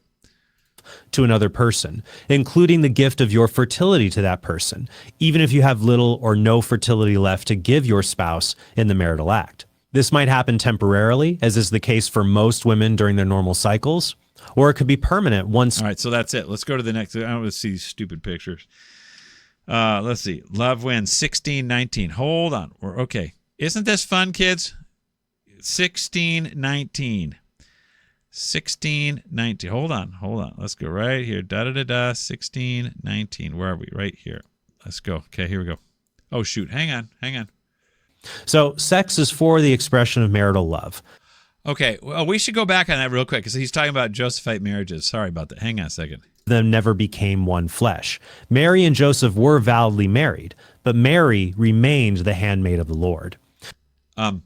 They were validly married because they had the right over the conjugal act, but they never exercised it. There is no duty to procreate, but NFP is based on the duty to procreate because we have to have an exception. So NFP, you can't have NFP and Josephite marriages at the same time. It doesn't compute. That's kind of why they don't want to talk about it on social media, because you can't square that circle. So sex is for the expression of marital love, the kind of love that is capable of making a living sign of the couple's love. The kind of love that is capable of making a living sign of it. Not necessarily, you don't have to make a sign. A child. Of course, people copulate and procreate outside of marriage all the time. These may be physical acts that produce children, but they're not examples of the specific love from which all children should proceed. They're not examples of specific love from which all children should proceed. So children should proceed from love. Are they required to proceed from love, Trent? Because later in this video you say they have to proceed from love. It is a legal requirement. They must proceed from love, not should. Yeah, okay. It would be nice, it would be good if the parents exhibited a lot of love and you look at them like these parents are really loving and stuff. That should happen. That's good, but it's not legally required. However, if this special one flesh union bond, whatever the heck, is your new primary purpose, then it's a legal requirement. This is why anyone can get an annulment who wants one, because no one can consent to infinity or total. Can't do it. That's why Home Dog in the beginning of the video said, like every rap guy, we out of here. Okay, hang on. And since human beings are made in the image of God, we don't say human beings reproduce like animals or photocopy machines. Never mind the photocopy machines. We do reproduce like animals because it is a nature that we share with animals, like St. Thomas Aquinas said. This is why when you start saying love is the new purpose, you're taken off from nature. You're basically divinizing the body is what you're doing. Enter Christopher West, which will be happening shortly, Mr. Divine Body himself. Man. Instead, human beings procreate. We partner with God's creative act that brings a unique human being with an immortal soul into existence. And God is the one who ultimately decides if a child will be the fruit of the marital act. The Catechism says, a child is not something owed to one, but is a gift. Okay, if a child is not owed to one, but is a gift, then it is not a duty, is it? But we've just learned that NFP requires marriage, the procreation to be a duty, and Pius XII said that, and Humanae Vitae also. I got it written down here, but you'll have to trust me on this one. If you go to the first paragraph of Humanae Vitae, first very opening paragraph, it calls baby production a duty. This is the basis for NFP. If it's not a duty, it's nature, and NFP violates it. So we're going to call baby production a duty based in justice, not in nature. So the CCC goes back to normal here for a minute and says a child is not something owed to one, but is a gift.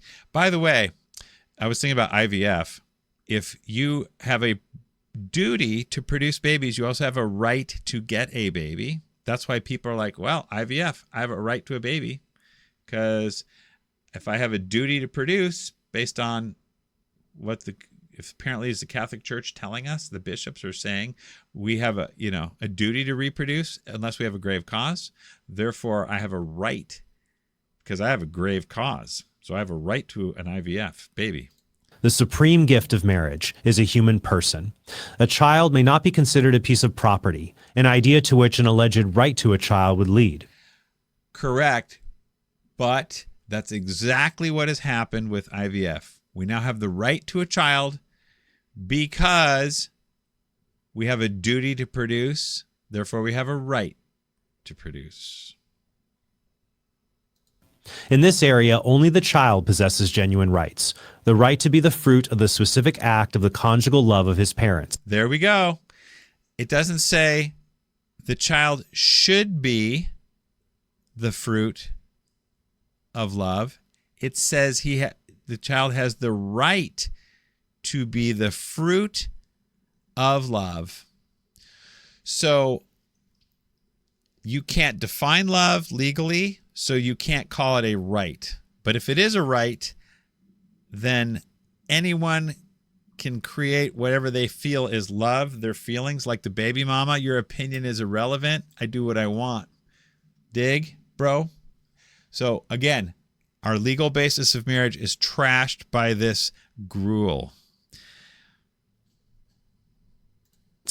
And the right to be respected as a person from the moment of his conception. The right to be respected as a person. That means the parents, that means, I guess, marriage, you that sounds good and everything. I don't think you have a right to be respected.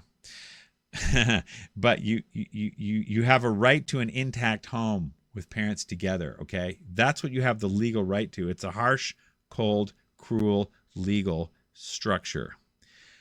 Love is the promise, but it's not a right, okay? Just like wifely submission is a promise, but it's not a right. You can't take her to ecclesiastical court saying you're not submitting, and she can't take him to ecclesiastical court saying you're not loving, because they're not part of the marriage contract. They are vows and promises that you take, but it's not the contract.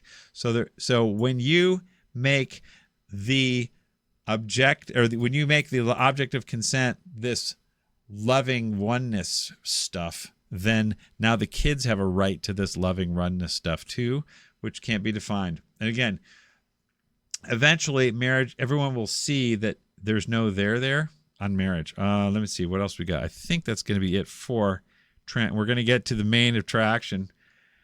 Christopher Thumbsucking West. Hang on. So to summarize, when discussing sexual ethics, we need to explain why certain... Yeah, that's it. I'm going to have to take my doggies for a walk and stuff and do some prayers. I'll be right back.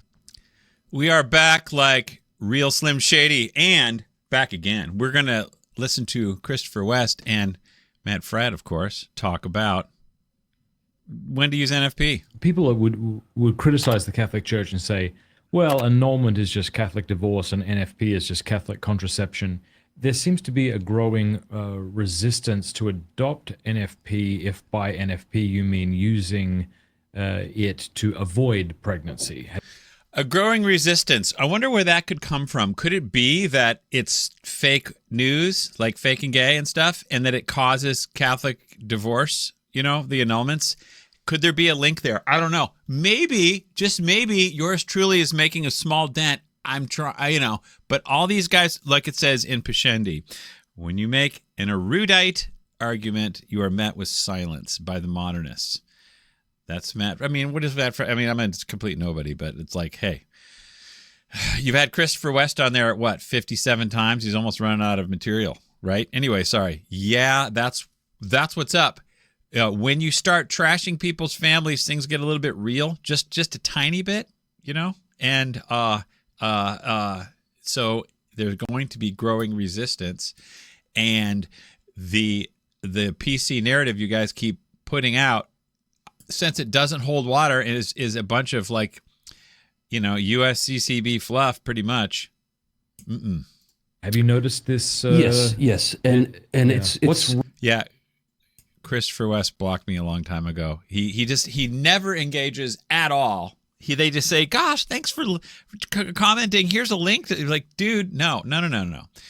But Christopher West, I'm on his email list. All I get is, "Come join us for this weekend. It's $980." Blah blah blah. It's just like it's just like the NFP / theology of the body roller coaster of fun, and just keep the high going. Right. What is right about that skepticism of okay, NFP? What is right about it is, yes, any good thing can be abused. What's right about it is nothing, is what he's saying, because he is saying that they have no point. They're just talking about abuse of something. And no, that's not what's causing it. There's a fundamental error when you, like I say, when you take what is natural and make it supernatural. Oh, shoot. Hold on a second. Most people have no clue that having a knowledge of your fertility when your wife is fertile and when she's infertile is a beautiful thing. Who to cares? understand and enter into the glory of God's creation and the intricacies of a woman's body and how together with a man's body they come together and do what they do is an astoundingly glorious, beautiful, wonderful Dude, that's freaking glorious. thing to know and understand. Sorry. That knowledge can be put to good use and it can be put to bad use. Is that a surprise? No, I guess it's not, but that knowledge is put to bad use when you use it to have natural contraception. To me, it makes natural abortion planning makes as much sense as natural family planning. It's like, okay, we can have a natural abortion by using the nice plants and herbs that the good Lord has given us in his wisdom and given us knowledge to control our environment. So we just take, frickin' whatever from China and this and that, you can read about it, and take some potions and stuff that from nature to cause your, because if it's going to get in the way of the love embrace, dude, maybe God's not calling us to have a baby at this time, so we have a natural abortion. There's nothing different. It's just a little more obvious. Should we blame NFP itself because people abuse it? NFP cannot be abused any more than abortion can be abused, because it admits that it can be, if something can be abused, that means it can be used properly. NFP can never be used properly. Say it with me, because it's not natural. That's why. You can never use abortion properly or family planning properly. And they always hide behind this, well, you can use it to get pregnant. Obviously, no one's talking about that. It's not here nor there, okay? And it's not just knowledge, and it's not just doing nothing. It's like that Offspring song, got to keep them separated. That's what they're doing. By the way, we got a nice little 80s song for all you Gen Xers at the end, so hang on. No. Should we blame alcohol because people abuse it? No, it's a sacramental reality. Dumb analogy, sorry. Blaming the alcohol. Alcohol is a good thing. Okay, NFP is not a good thing. Alcohol. If you don't have alcohol on the altar, it's not a valid Eucharist. Don't blame the good things for our abuse of them. So the truth in that is that people can and do abuse these things. JP2 is very clear on this. In Love and Responsibility, he says, if you are putting into practice your knowledge of the infertile period just with a utilitarian attitude and an anti-child mentality, this will serve no good. In fact, it will cause damage because the mentality is off. Mentality doesn't cause damage, but physical stuff causes damage, all right? You can sin through mentality venially, but you can sin mortally by the physical. You either block the seed from the egg by using a calendar, right? Like I use that analogy of missing the bus. Okay, we can, you can shoot out the tires, or you can just simply only show up at the bus stop at 3 a.m. Like, hey, I'm not doing anything. I'm just not, the bus isn't here. Okay. But you could be in a situation in your marriage, he says, where you have a moral duty to avoid a child. Then if you have the moral duty, you have a moral duty to have zero relations. Okay, because otherwise it's like if something is an occasion of sin, but it's only a 2% chance, then is it okay?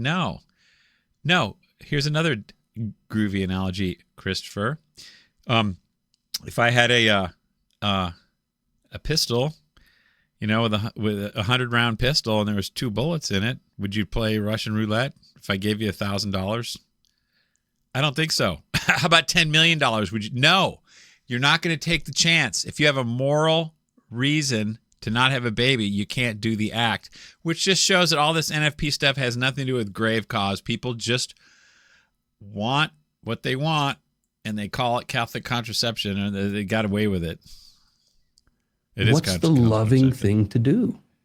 Yeah, I think I haven't really looked into a lot of these arguments, but I think they would say, and I'm not aligning myself with this position, that there's never an okay reason to, what would they say? To you could talk to me, Matt Fred. I'll give you an earful of what they would say. Hang on. To use NFP to avoid pregnancy. That's so not Catholic thinking. That's so not. What would they say? What would they say? That there's never an okay reason to. What would they say? There's never an okay reason to use NFP to. There's never an okay reason to avoid pregnancy. To use NFP to avoid pregnancy. That's right. That's because of what the primary purpose is. If your primary purpose is the romance novel cover lifestyle or something, then whatever it takes to get there, dude. Sometimes people do abortions, and it's life gets in the way of that, of our love. Hello. Okay, sorry. That's so not Catholic thinking. That is messed up. You can fall off the boat on the right or on the left. That's what E. Michael Jones says, and he's right about that. You can exit the church stage left or stage right. However, this is not a truth is in the mean kind of thing, all right? It's not about extremes. It's about nature versus violating nature. So you can't be, a little bit homo is okay, but a lot is extreme. It's an abuse of being homo. Dude. And those who go in that direction are falling off the boat on the right. I'm trying to think what the argument there is. Is it that, okay, so now I have an awareness of when you, my dear bride, are fertile and when you are not. I think we would agree that this is not a good thing or a bad thing, but maybe it's good for certain. All right, so now I know that. All right, so now what is the argument? To avoid coming together because I know a child will result. Like, is that you don't know a child will result, but you have it's more likely. It's much more likely that a child is going to result. So, it's it's probable. Is that the sin in their mind? And then what's on the other? The sin. People ask me this a lot. What is the sin of NFP? You're not doing anything. The sin is the act with a secondary purpose being the primary purpose. So you are trying to not have a baby. You can say, well, I'm open to life. Well, yeah, but what you're doing is enabling a method, a management system with strict protocols so that babies don't happen. You keep the egg separated. You play hide the egg, okay? That's the mortal sin because God said increase and multiply, and there's no exceptions. God did say, he who puts whatever God joins together in marriage, let no man put asunder. But there is one exception clause for adultery, Matthew 19:9. So there is an exception clause. There is zero exception clause for increase and multiply. If there were, what is it? Then we can do that for grave reason, for serious reason, for adultery. No. There ain't one. That's all it is to it, Matt Frad. Earth to Matt Frad, come in. On the other hand, would it be to, I guess that's it. That's the argument. I almost don't want to get into their mind because it's wrong. Yeah. Yeah, what happens is if you get into their mind, as in what I'm thinking or saying, Christopher West, you're going to have trouble sleeping at night and your rap is going to suffer. Because you're going to be like, it's like a Protestant preacher who kind of is turning Catholic. He's like, it's sort of hard to talk anymore at church. And you got the rap down so cold and your whole system. I mean, until something crazy happens, Christopher West isn't going to change, I guess. It's just human nature. You keep doubling and tripling down. But he may be open to grace on this. And he might go be like, wait a second. Kind of like Dr. Bernard Nathanson after he tore up a zillion babies. He's like, no, something's up. One never knows. You could have a moral duty to avoid a child. Okay. Then don't do the act, right? Yeah. What could you do if you have a moral? What must you do? I think the way they'd push back there, they would say, is that doesn't seem clearly spelled out. Hold on, sorry. Because what will happen is often you'll hear these Catholic apologists and they'll use these dramatic examples to make a point. They'll say, you're avoiding pregnancy because you want to buy a yacht. Yeah. Something like that. Yeah. Well, that's really not the position. I believe in the Catechism of the Catholic Church. My yacht, I believe what the buy Catechism teaches is true. Mm-hmm. And the Catechism teaches that couples who have a just reason, that's the word the Catechism uses. That's because that's the word Humanae Vitae uses, because it's all based on justice, not nature. If you go back to Casti Connubii, they never use the word justify. You can never justify doing any of this. They say to make right or whatever. Let me go check it out real quick. Okay, here it is. It's Casti 54.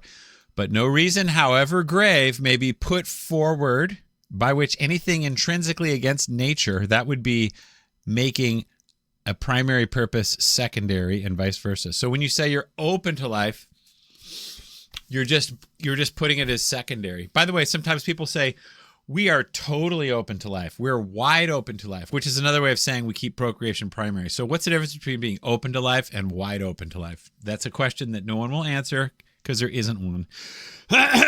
Anyway, intrinsically against nature may be so no reason, however grave, may be put forward that anything intrinsically against nature may be conformable to nature and morally good. They never say can justify it. It's all about being conformable to nature and morally good. This is kind of interesting anyway. Since therefore the conjugal act is destined primarily by nature for the begetting of children. So that's its primary destiny, and that's what it's oriented toward, okay? The conjugal act. It's not the one flesh union of love stuff. It's a conjugal act. Those who in exercising it deliberately frustrate its natural power and purpose. Okay, so the power is to generate, the purpose is to generate. If you frustrate that, that's shameful and intrinsically sid vicious. Cool? So, you can frustrate the police from getting to your house by putting a giant rock in the road, or you can frustrate the police from arresting you at your house by not being there when they show up. Either way, you have frustrated them. Okay? It doesn't make a difference. If they're trying to put you in jail, you can frustrate them any number of ways. The artificial way or the natural way. It doesn't make any difference. But you can say, I didn't do anything. I didn't run away. I'm just, I just happened to be, whatever. Never mind. Let's go back. Come on, Christopher West. Where art thou? Right here. Dude, hit it. We ain't got all night. There's been a lot of argument. What's the proper word? Is it grave? Is it gravitas? What is the proper word? Serious. The Catechism uses the word just. The couples who have a just reason to avoid a child do nothing wrong in abstaining from marital relations during the fertile time. That's right. And I mean, the apostolic penitentiary and the whole bit, they said it's so you don't have to max out your number of babies is the point. It doesn't matter what day of the month it is, except for menses and stuff. That doesn't matter. There's no law saying this or that. That's so technically he's right. Right. That's the only proper form of birth control is self-control. Dude. Okay, so that's another technically correct question. Complete abstinence. It says right there in Casti Connubii, the only way is through holy continence. I think it says right there, right? Blah, blah, blah, blah, blah, blah, blah, blah. 57. Hang on, is it? Okay. Holy Mother Church very well understands clearly and appreciates. Hang on. Where is it? Shoot, dude. Anyway, I know that it says in here, was it 50? Shoot. I want to find it. Okay, here. First consideration is due to the offspring, which many have the boldness to call the disagreeable burden of matrimony, and which they say is to be carefully avoided by married people. Not through virtuous continence, which Christian law permits in matrimony when both parties consent. They are not referring to NFP there. Okay? I'll probably have to get into this in my Casti Connubii video. Because NFP is not continence, as we found out earlier from Pius XII. He says it's the to use perpetually, to use continually the right. That's not continence. Only through virtuous continence, but by frustrating the marital act. Yes, obviously, if you don't want to go to school and you assassinate the bus driver while he's driving, you have frustrated the act of going to school. But if you simply hide under your covers when it's time to be at the bus stop, you are also frustrating going to school. One's natural and one's not, right? Back. Hold on. Here we go. Do. That's the church's teaching. Yeah. Then the question becomes, okay, you abstain when she's fertile. Okay, another time of the month, she's not fertile. Do you have to continue to abstain? Well, you might have reasons to abstain. Maybe she's sick. Maybe you're sick. Maybe you're at the in-laws and they're thin walls, whatever. But having intercourse when you know you're naturally infertile is not sinful. Yeah. No one's saying that it is, but overturning the hierarchy of ends is. But as Patrick Coffin said, that's an older approach. It's just an approach, dude. We have different approaches now. Look at these two nice guys on screen here. They have different approaches, and they're obviously smiling, and everyone likes them. So they got to be kind of cool, right?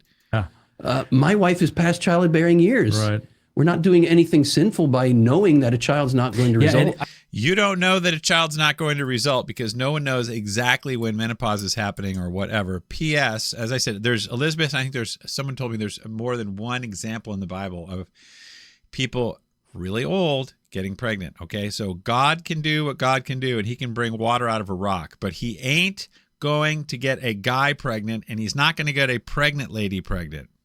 So can't do that. But if procreation isn't primary, hey, it's a loving embrace. Guys are thinking of all kinds of stuff to embrace. Man. It is bizarre. When I worked at Catholic Answers back in 2011 or so is when I got the job. How bizarre. I remember I got a handwritten letter from someone who actually made the case that it was sinful. And I understand that it isn't, but this just goes to show how you can... All right, so basically, yeah, there's people who say that it's a sin after menopause and stuff. It's not. It's right there in Cassia Connubii, which we went over. But if you are, if you're trying to be the spiritual man, if you are trying to take it up a few notches, it's not sinful to not do Exodus 90, but it's a pretty cool thing, I suppose, or other stuff like it, okay? Doesn't mean you have to take cold showers in the middle of Lent, but I've done it. It's kind of tough, especially when you heat with wood. Anyway, so yeah, you have kids and then you're done with everything. That's what St. Augustine says. If you're really cruising for sainthood and you kind of feel called that way, hey, but legally, no, everyone has the right. We'll get into that in a second.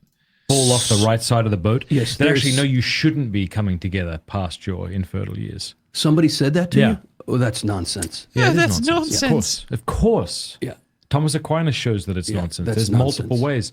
One of the ways is he says that it's a mutual comfort for spouses. That's one of the ends of the sexual act. We should have the right to dismiss nonsense. Yeah. Okay, yeah, because error has no rights. But when someone tries to point out the nonsense of Christopher West, you're met with no comment. Yeah. And with charity, explain to those who believe nonsense why it's nonsense. Okay, Christopher West, I'm all ears. Could you explain it in the comments section of one of your 700 videos? Maybe once or something? But also to say that's nonsense. That is not Catholic thinking. And why are we why are you, we're proposing what the church believes. Why are you, go ahead and argue with the church. Yeah. If you want to. The church is not afraid of your arguments. But you're afraid of my arguments because other people have them too, and you won't engage. That's kind of shows. It's, oh no, you're so silly and stupid, John. That's why. Nah. Go ahead and dispense with them. Dispatch the arguments in writing. I do it all the time on your YouTube channel and Facebook. I get wherever else, Twitter, I'm blocked, whatever. By the way, what the church teaches is the same in 33 AD as it is today, as far as faith and morals, natural law kind of stuff. But the church will prove you wrong. Yeah. If you just go with the narrative combined with the spirit of Vatican II, but you can't get out here. Let's go to a quote real quick, and you tell me what you think about this, Christopher West. Okay, right here. Ordinary magisterium condemned NFP by name. St. Clement of Rome, 1st century AD. But this kind of chastity is also to be observed that sexual intercourse must not take place heedlessly and for the sake of mere pleasure, but for the sake of begetting children. All right, Christopher West. And since this observance is found even amongst some of the lower animals, it were a shame if it not be observed by men, reasonable and worshiping God. Isn't that funny? That's sort of like the opposite of what Trent Horde was saying, that we're greater than animals, therefore we get to do it for love, and they only have to do it for reproduction, like a copy machine. Here's the Pope right here. Should we follow the Pope on this, Christopher West, or not? What's going on? Pope St. Gregory the Great, 597, lawful copulation of the flesh ought to therefore to be for the purpose of offspring, not of pleasure. Those are your two options. Babies, flesh. Those are your two options. That's it. There ain't nothing else. You can dress it up and call it whatever. And intercourse of the flesh should be for the sake of producing children. Pleasure, by the way, rape is lust. Should be for the sake of producing children and not the satisfaction of frailties. That's the perp for producing children. That's it. There's Pope Saint. Okay, are we going to do that, Christopher West? Saint Gregory the Ninth. If anyone, to satisfy his lust or in mediated hatred, does something to a man or woman, okay, so to satisfy the lust, they do some sort of birth control, or give him a potion or whatever, so that he cannot generate or she conceive the offspring be born. Let him be held a homicide. So, if you do something so that you can do the act, but you cannot generate, it's murder. That's the Pope in 1234. Should we follow that church teaching? Is NFP doing anything? Yes, it is. You are using a method to make sure that they cannot generate. Oh, no, but they're always open because there's always a possibility. Yeah, there's the possibility with every method of birth control. Always a possibility. So every method is open for life. You can't get away from this. You can't escape it. NFP violates nature. It's homicide. You go to hell for using it. That's objectively the case, okay? No one talking about that. That's what it is. That's why it always seems kind of like, I don't know, should we do... God. Okay, hold on. Like, people know when they do stuff against nature, when they do stuff that's not right, even though they've never been told it, they're like, I feel a little guilty. That's because it is. While I'm thinking of it, too, let's go to this. There's some more stuff kicking around in here that we never really got to, but this thing is right up in front. Okay, this is the sacred writings of the apostolic teaching and constitutions. And there's some debate as to whether that's authentic or not, but I think it is. It's it's a bunch of collections of a lot of holy statements from fathers and popes from way back. Nor indeed let them frequent their wives' company when they are with child. For they do this not for the begetting of children, but for the sake of pleasure. Now, a lover of God ought to be a lover of pleasure. Okay?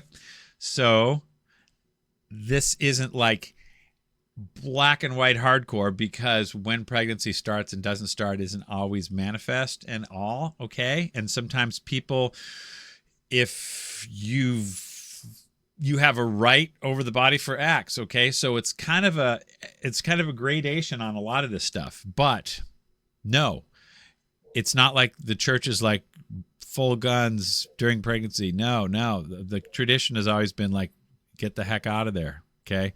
Sorry. Let's go back to the boy, the man, Christopher. What else we got? What else we got, homie? Not in an arrogant, triumphalistic way, but just because truth is truth. You've heard what I've said about Thomas Aquinas and what he had to say about menstruation, haven't you? I don't know that I have. Remind me. He says that if a woman is menstruating in an unnatural flow of blood such that she can't get pregnant, she may still demand the marital debt. Christopher, look at his face. He's all excited about this. This proves that procreation is not primary, because you can if you have an unnatural menstruation, and not a natural one, but an unnatural one, so this is something Christopher West has never heard about, and this is something that Matt Fradd did a little digging, and he may have got it because I put it on the internet, but let's see what let's see what St. Thomas Aquinas does say about that very thing. All right? Okay. Let's see. On the contrary, thou shalt not approach a woman having her flowers. Okay, this is Old Testament. And Augustine observes, although he has already sufficiently forbidden this, he repeats the prohibition here, at least he seemed, so that he's not speaking figuratively. Okay? So St. Augustine, and so St. Thomas Aquinas points out that St. Augustine says, hey, menstruation is a no. All right? Further, blah, blah, blah. St. John, men ought then to keep away from their wives, because thus is a deformed, blind, lame, leprous offspring conceived. Wow, what the heck is he talking about? Okay, let's find out. So that those parents who are not ashamed to come together in intercourse have their sin made obvious, to all. Okay, so during menstruation is sin because the Bible says not to, and there's no fertility there. Technically, that doesn't mean you can't get pregnant, but the fertility window shuts, right? Okay, for a time. But because of the nature of overlap with how long the seed lives and stuff, it can happen, but nah. So when you commit sin, the wages of sin is death. And sometimes God permits the children to receive the sins of the parents. So you get blind, lame, lepers. Your kids can be that way if you sin and using the conjugal act. Probably doesn't happen much now because absolutely nobody knows this stuff, but back then they kind of did, right? So there's that. Now, St. Thomas again says, I answer that it was forbidden in the law to approach a menstruous woman for two reasons, both on account of her uncleanness and on account of the harm that frequently resulted to the offspring from such intercourse. There's the harm right there. How could a baby get hurt from this? What the heck is going on? It's because it's conceived in a sinful way. Okay? That's why. People say that when St. Hildegard says it's murder during pregnancy, that doesn't mean because she didn't know biology. It's because you are using it, because it's homicide to overturn the hierarchy of ends. That's why. That's why contraception is homicide, because you are trying to use the seed to get no baby. God says if you're going to use the seed, it's to get a baby. See that guy Onan over there? Ba-boom. That's what happens. That's going to happen to you in the end, so don't do that. Okay. With regard to the first reason, it was a ceremonial precept, but with regard to the second, it was a moral precept. Since marriage is chiefly directed toward the good of the offspring, all use of marriage which is intended for the good of the offspring is in order. Okay. Consequently, this precept is binding even in the new law on account of the second reason. Okay, and not on account of the first.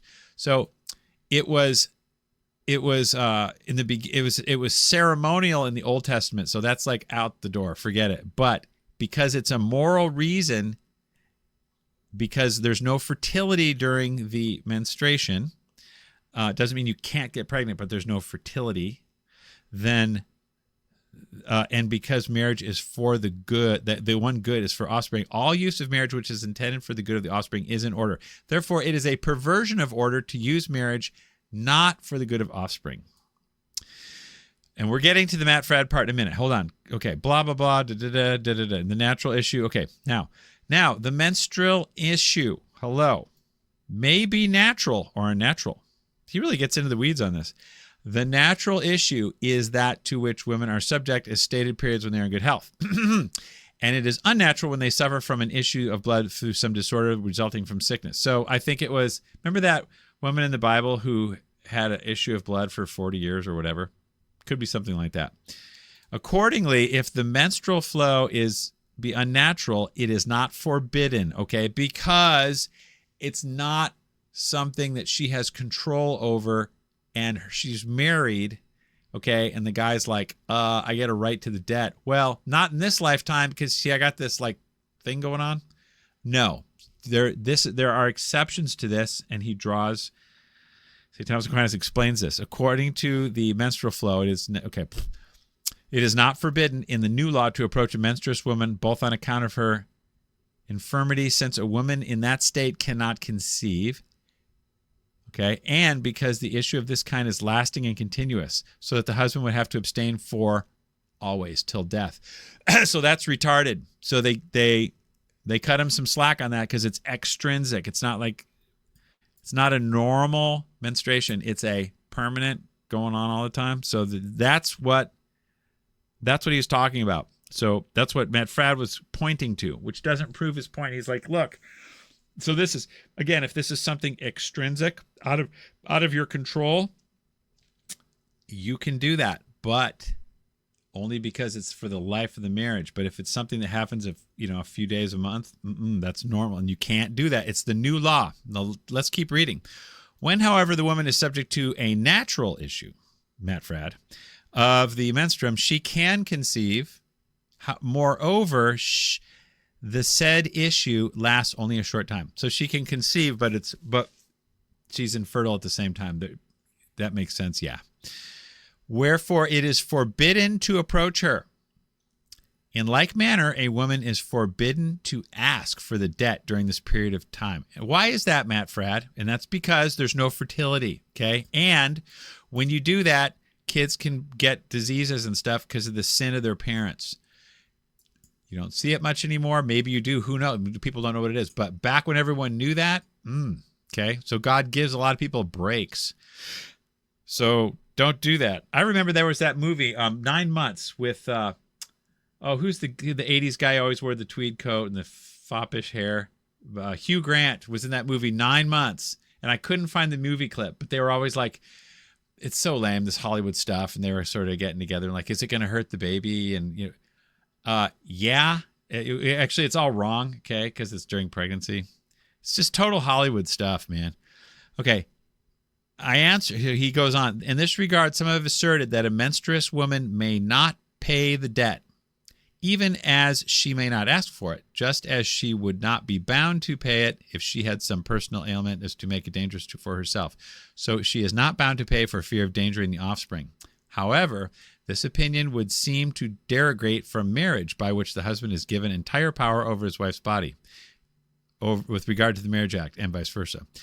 Nor is there any parallel between bodily affliction of the offspring and the danger of her own body. Since if the wife be ailing, it is quite certain that she would be endangered by the cardinal act, whereas this is by no means so certain with regarding the offspring, which perhaps would not be forthcoming. So she can, people ask me about the marital debt. When do you get to refuse the marital debt? When, among other things, when it will be a danger to her own body, okay, then you can refuse the marital debt. Or if the wife be ailing and it's quite certain she would be endangered, okay. But maybe there's going to be no baby during menstruation, and maybe the kid might not get leprosy, so you can't tell. Wherefore others say menstruous woman is never to ask for the debt, and her husband asked, he does not knowingly or in ignorance. Yeah, he might. If knowingly, she ought to dissuade him by her prayers and her admissions, like, yo, dude, chill.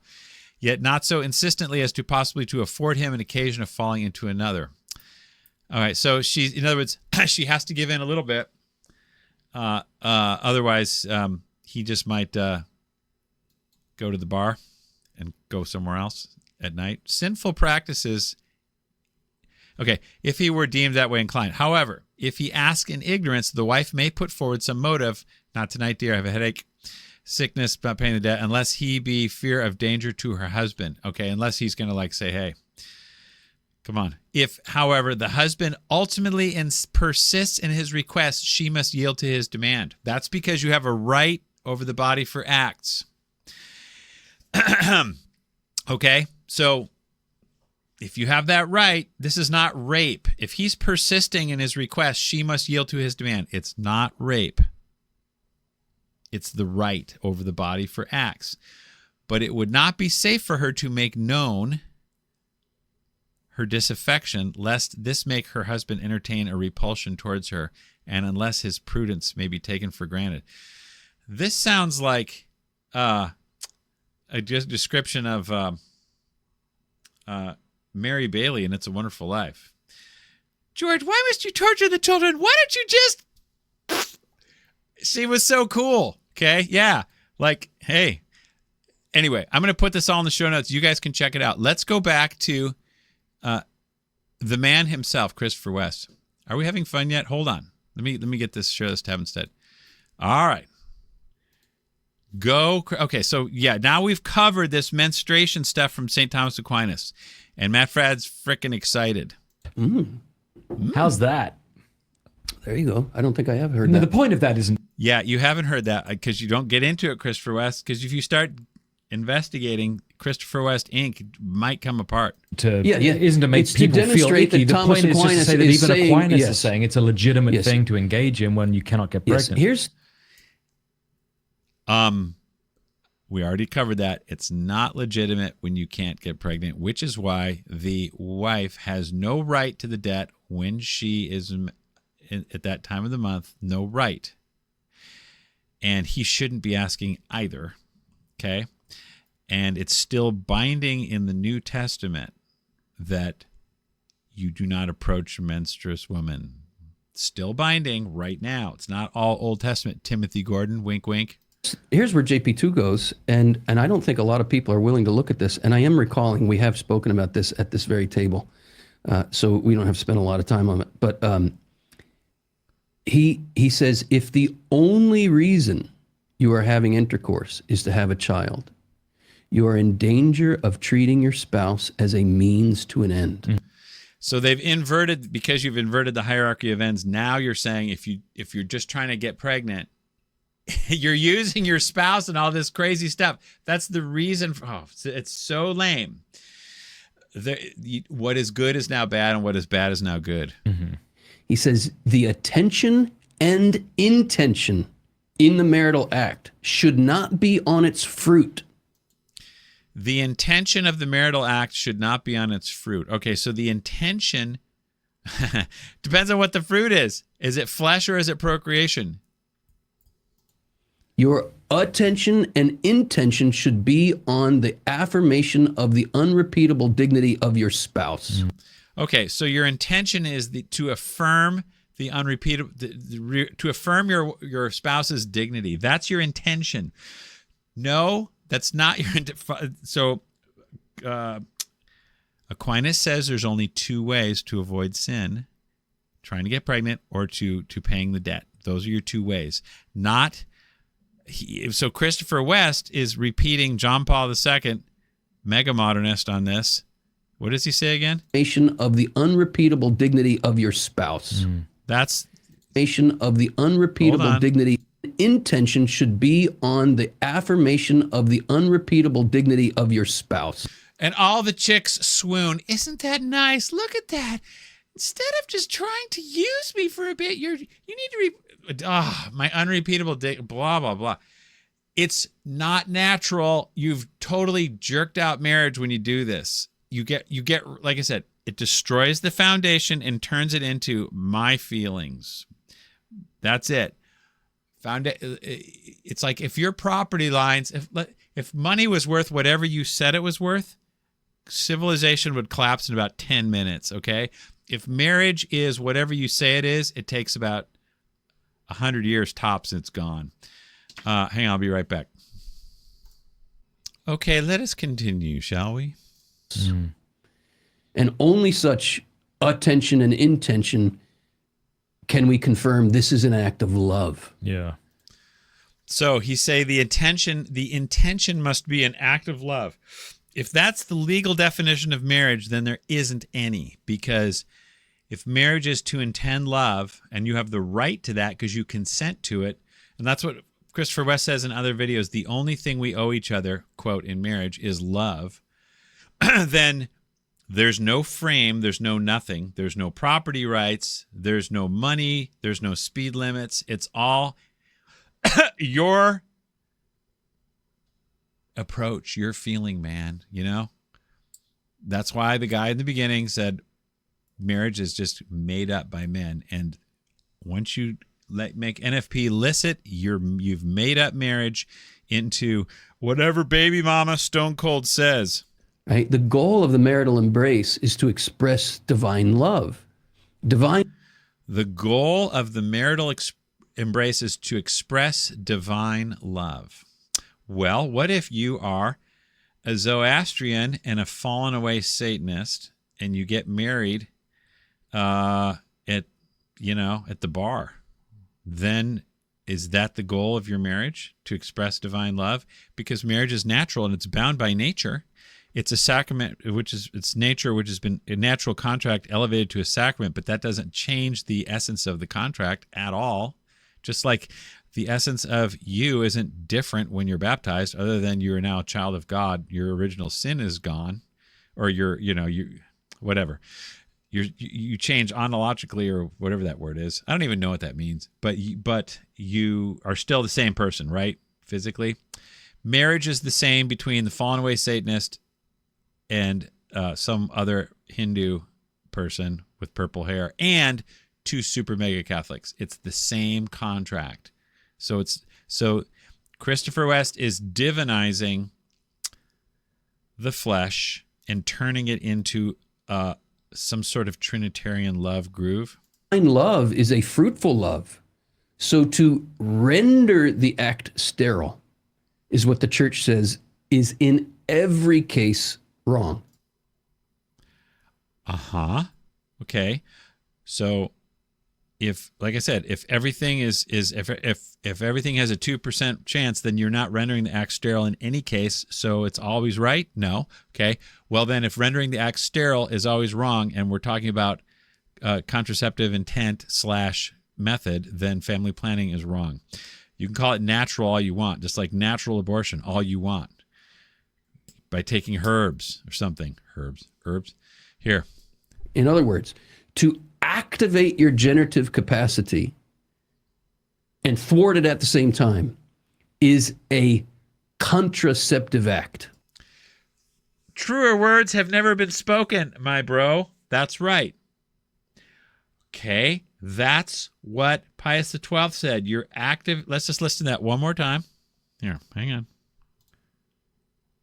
Oh, shoot. Hold on. I really messed that up. Just a minute. Okay, Divine here we go. love Sorry. is a fruitful love.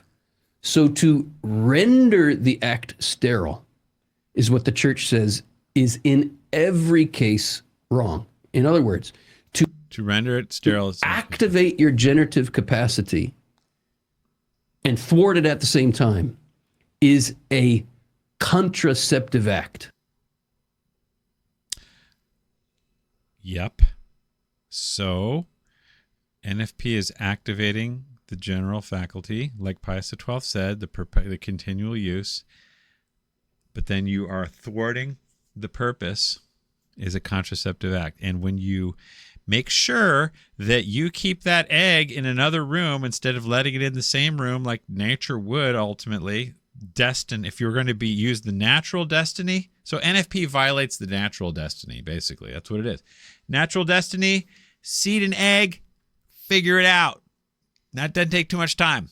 Unnatural destiny, you use your brain to figure out, to outsmart nature for a while, or more or less try to outsmart nature, but you're outsmarting God. That's what you're doing.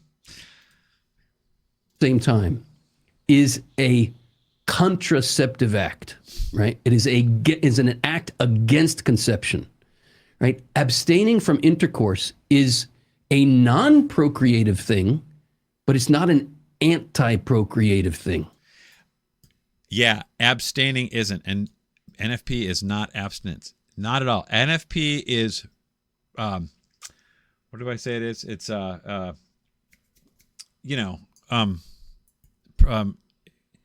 incontinence is what it is. It's periodic incontinence. Right? And what is wrong in every situation is to be anti-procreative. And here's an analogy I use. Suppose you have three people walking past a church. One is religious, one is non-religious, and one is anti-religious, right? The religious person, we could rightly imagine, if he has the time, would go into the church and say a quick prayer, even if he's on his way to work or whatever. The non-religious person would just keep walking. The anti-religious person may well go in the church and desecrate it, right? Who has done something that is in every situation wrong? And obviously it's number 3, the person who goes in the church and desecrates it. Because you go past the church, you don't have to... Why his NFP analogies are wrong, don't ever work, don't add up, is because the reproductive system ebbs and flows. Every month you're fertile and you're not fertile, but the church doesn't. So if you go into the church only, or you go to the church only when the doors are locked, okay, then you're not going in the church. So the church analogy doesn't work, because either way, you're not, like, if you only show up, if you're supposed to go to mass, but you only show up when there's no mass, or the doors are locked, or there's nobody there, you're not going to church, okay? But if you go in and blow the place up, or whatever, desecrate it, that's bad. So contraception is like desecrating the inside of church. But if you don't go during mass, you're going to go to hell either way. You didn't do your full someday obligation, or you went in and tore the place up. Either way, you're going to hell if you don't repent. So this is why the analogy fails, because in the same thing with fasting, NFP is just like fasting. A little fasting is okay, right? A little NFP is okay, right? Well, the digestive system is constant and the reproductive system isn't. So if let's just say your stomach only worked a few days out of the month, but you didn't eat during those days and call it natural. No, you die. That's why they call NFP homicide, family planning, because you are depriving what God was planning to bring in. Family planning says no, not God's plan on that. Man number three, right? So we are called, the general call in marital life is to be procreative, right? It's not even a general call. It is the primary purpose, the primary legal purpose. Marriage is a legal construct bound by nature. That's it. You may have a good reason to be non-procreative. All right, don't go in the church. So he's analogizing the church is your wife. If you have a reason to, then don't go into church. You'd never have a reason. Okay. I don't know how I'm going to split this. You have to go to church every Sunday. This is why these analogies don't work, because the church isn't nature, it's duty. You have to go to church every Sunday, but if you have a good reason, you don't have to go in. But if you are obviously, it's super apples and oranges. That's why it just doesn't work. Keep walking, right? But you can never justify being anti-procreative, going in the church and desecrating it. And the analogy is much more fitting than you might think at first, because really and truly, your wife is an image of the church. See? And you as a husband and I as a husband. Then, yeah, obviously, then he is like the Old Testament in Genesis, he dominates. Church submits. But anyway. We are images of the priest who enters the Holy of Holies to make the sacrifice. If you may have good reason not to enter your wife, okay, keep walking. Don't enter your wife. But if you enter your wife, make the offering. Don't desecrate. All right, so what you're doing is, in this case, you're entering your wife, but for an unnatural purpose, a disordered purpose, as we've covered already, disordered. Onan did the same thing, disordered. Pray for the Lord and giver of life to come, if it's his will to come and make a new life. And that's what's required. In every marital act, we must be able to say, Lord, if it is your will, let there be life. That sounds all nice and everything. But when you're family planning, you're saying my will is no life. Okay. So that's my will. But if you think different, no. So you're not open. You're closed actually, but you're willing to accept. If God wants to thwart your plan, you're open to that. So we're going to thwart God's plan, but we're open to him doing that. That's what NFP is. If it's your will, let there be life. That is a beautiful place to be. Yeah, that's great. I haven't heard you use that analogy before. Is that a new one? It's an old one. Where have you been, Matt Frad? It's an older one. I don't use it often. You're more familiar with the grandmother one. The killing the grandmother versus waiting till she dies naturally.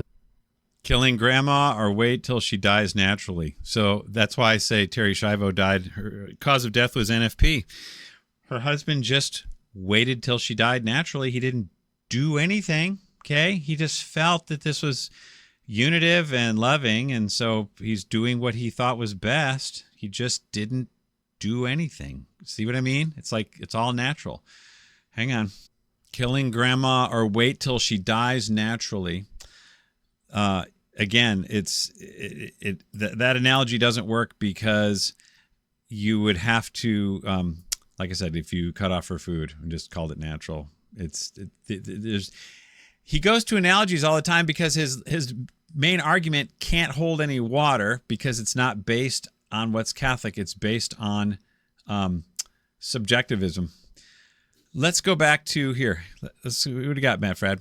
Here, especially as more and more people are becoming health conscious. Yeah. All right, that's it. Here, we're done with that. Let's go to the next video. Hey, almost done. Look at this.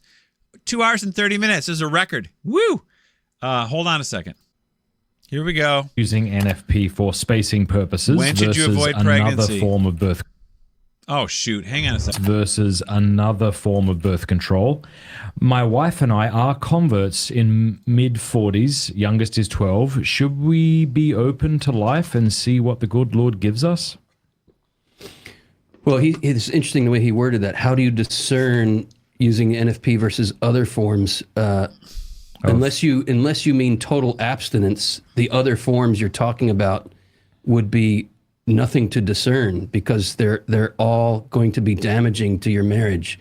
Right? Questions are they'll be damaging to your soul. You go to hell. So it's not just damaging the marriage, but that's what Christopher West's main thing is. It's all about the love deal and your love meaning, and it's a tangle of weirdness. That's why they can't talk about it. Discernment are never between something good and something evil. If it's evil and contraception is objectively evil, it is objectively damaging to marital love.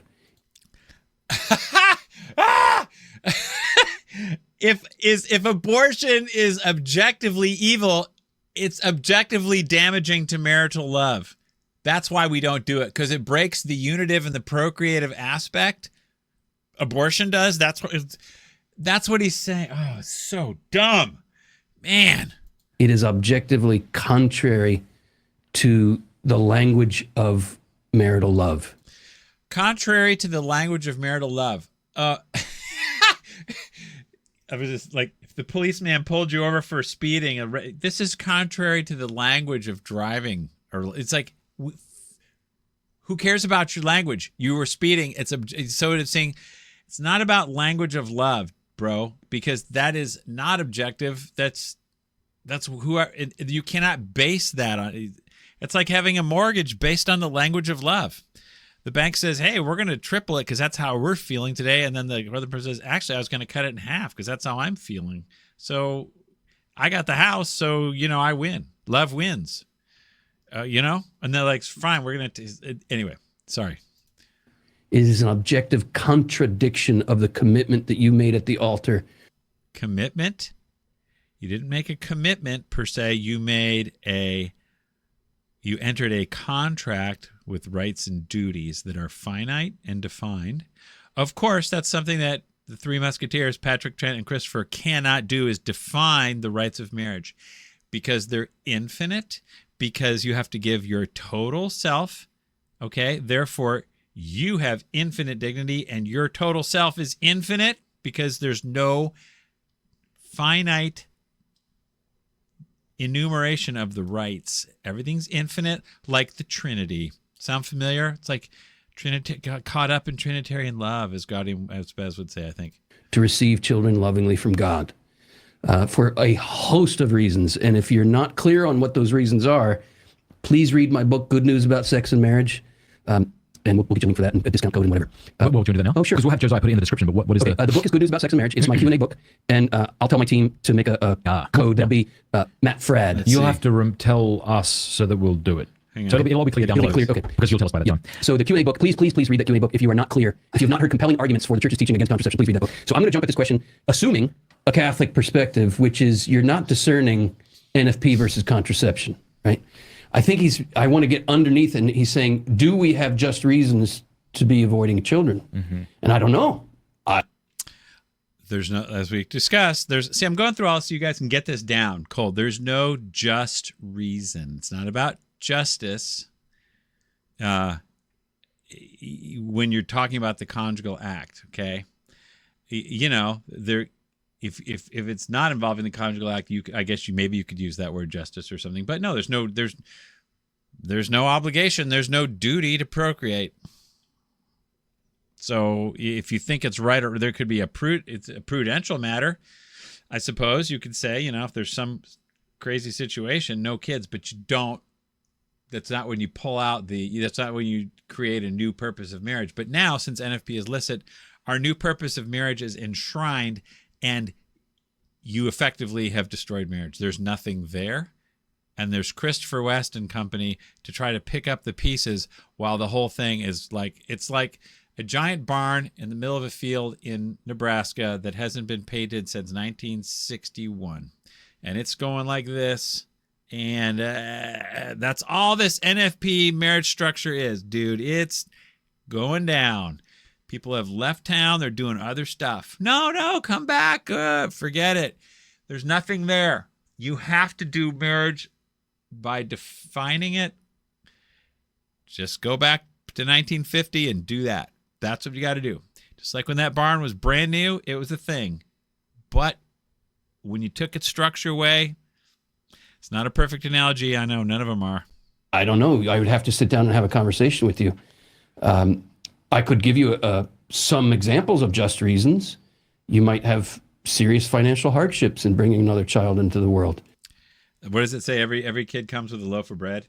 God's got a little bit of money to spare. Okay, so it's funny. The more kids you have, the more ways you make money. And heck, in this town, there's all free stuff all over the place. Don't even worry about that. Don't worry. Be happy. Might have real health concerns, risk of life. If you talk to a doctor, they'll give you a health concern and a risk of life. That is basically, you don't have to hang on too long before you get that. So there's always reasons. I think it says in Casti Connubii, I know it says it there somewhere. If you hang on, every marriage has reasons. Every single marriage has reasons to either break up or have. So there's always problems. 100% chance you're going to have some serious cause to not have a baby or something like that. 100%. Then you're going to be reaching for your NFP. I can't do. No. And also in Casti Connubii, it does say, we have great respect for women who are having a hard time. It is what it is. With grace, you do what you can do, but you don't reach for the modern solution like Christopher West. It says it right there. In having another pregnancy. You might have 5 kids under the age of 6, and you just need a breather. That doesn't really happen, but even if it does, then go ahead and take a breather, but you take a breather from what creates babies. But if you don't need a breather, then don't. Okay? There's, like I said, Christopher West, if you could do Russian roulette with a 2% chance of losing your brains, would you do it for $1 million? Or whatever. No. So there ain't no grave cause. But if it's God's, okay, God will back you up. God's not gonna. He's not gonna. This whole responsible parenthood thing is God's not responsible, so we need to pick up the slack. It's responsible parenthood is a phrase that's either originated or the Planned Parenthood adopted because they love it. They all about the responsibility. Be responsible. Well, actually, anytime you use family planning, you're dodging the responsibility. That's what you're doing because you're just after, you know what. All of those could be just reasons. So I don't know if he has just reasons or not. But also, I want to clarify something. Should we be open to life? Yes, you should always be open to life. But this too is it's a phrase that has entered into the lexicon of the way Catholics talk, which is confusing. Oriented toward life, not open. As if as if you, let me back up and say the language the church actually uses is not each act of intercourse should remain open to life. That's a bad translation of Humanae Vitae, Pope Paul VI document that addressed this in 1968. And sadly, that bad translation has entered into the Catholic lexicon, at least in English-speaking countries. The words are each act should remain per se destinatus, per se destined toward, ordered toward procreation, right? Gotcha. Has a different feel to it. Yeah. Each act should be ordered toward. Okay, so if you ordered toward life, which means you have to have fertility, which means if you are trying to short circuit fertility, which is all family planning does, you're using a method to short circuit fertility. It's not oriented toward life. Because you can say, well, yeah, my contraception is 2% open, so I'm oriented toward life, whatever God wants. There's no argument for that. That's why the Birth Control Commission in 1962 or whatever it was said, hey, if artificial, then quote natural. And we allow NFP, so we should allow, everyone said it because it's obvious. That's why they had to have a Birth Control Commission, and that's why it took them so long to put Humanae Vitae out, because they're like, how are we going to square this circle? We can avoid pregnancy, but we can't avoid pregnancy? That's a toughie.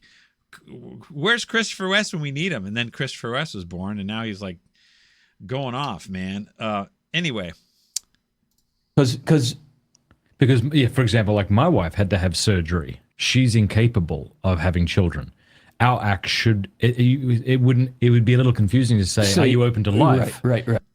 But it would make more sense to say, are you acting in such a way that you are engaging in the act that is per se destinatus to generate life? Yeah.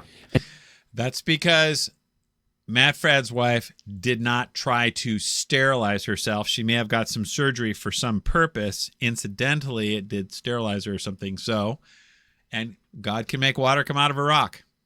Okay? So they're not doing anything to thwart the process. Okay? But if someone got sterilized for the reason they don't want to have any more kids, you'll go to hell for that. And you have not done anything willfully to thwart that. Right. See, Christopher. See, I like Christopher West in some ways. He does say some kind of cool stuff, and he's right about that. You didn't do anything willfully to thwart.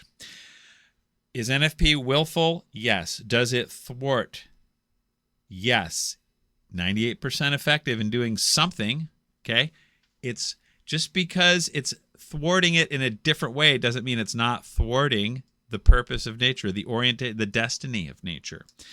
So if the destiny of the conjugal act is procreation, you can't, this is another thing I got to go back to Casti Connubii, number 8, I think it says, you cannot do anything to circumscribe the natural purpose of increase and multiply. So NFP circumscribes it by taking a huge percentage and moving it down to 2%. So any contraception circumscribes. Any family planning circumscribes. You cannot do that. It's beyond the power of any human law, it says. And that was they also got that from Arcanum.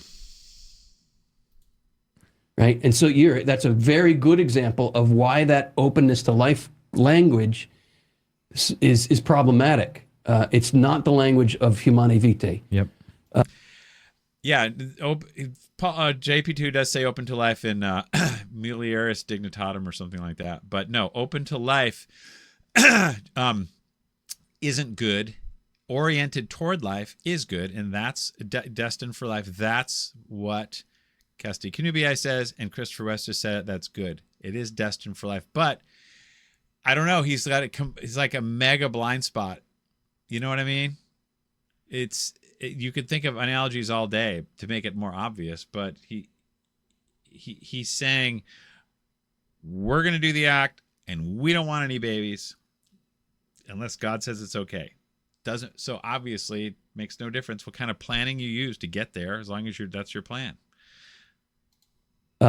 So if he's asking, should each and every act of intercourse that my wife and I engage in remain per se destinatus for the generation of, absolutely it should. The question is, do you have a just reason to be abstaining from the marital act in order not to bring another life into the world? And I can't answer that because I haven't sat down with them to know it. You have a just reason to be abstaining. You don't need a just reason to abstain. You just abstain if you want to, but NFP is not abstinence. It's not. This is all fake talk. It's like saying, I don't know, if you go through a parking lot and run somebody over with your car, it's not, I didn't murder them. I just was parking my car in a natural way. And it's just, the other people, it's like, it's just so dumb. There's so many ways people do that. There's so much language, especially like with abortion, termination of pregnancy, a clump of all this stupid stuff.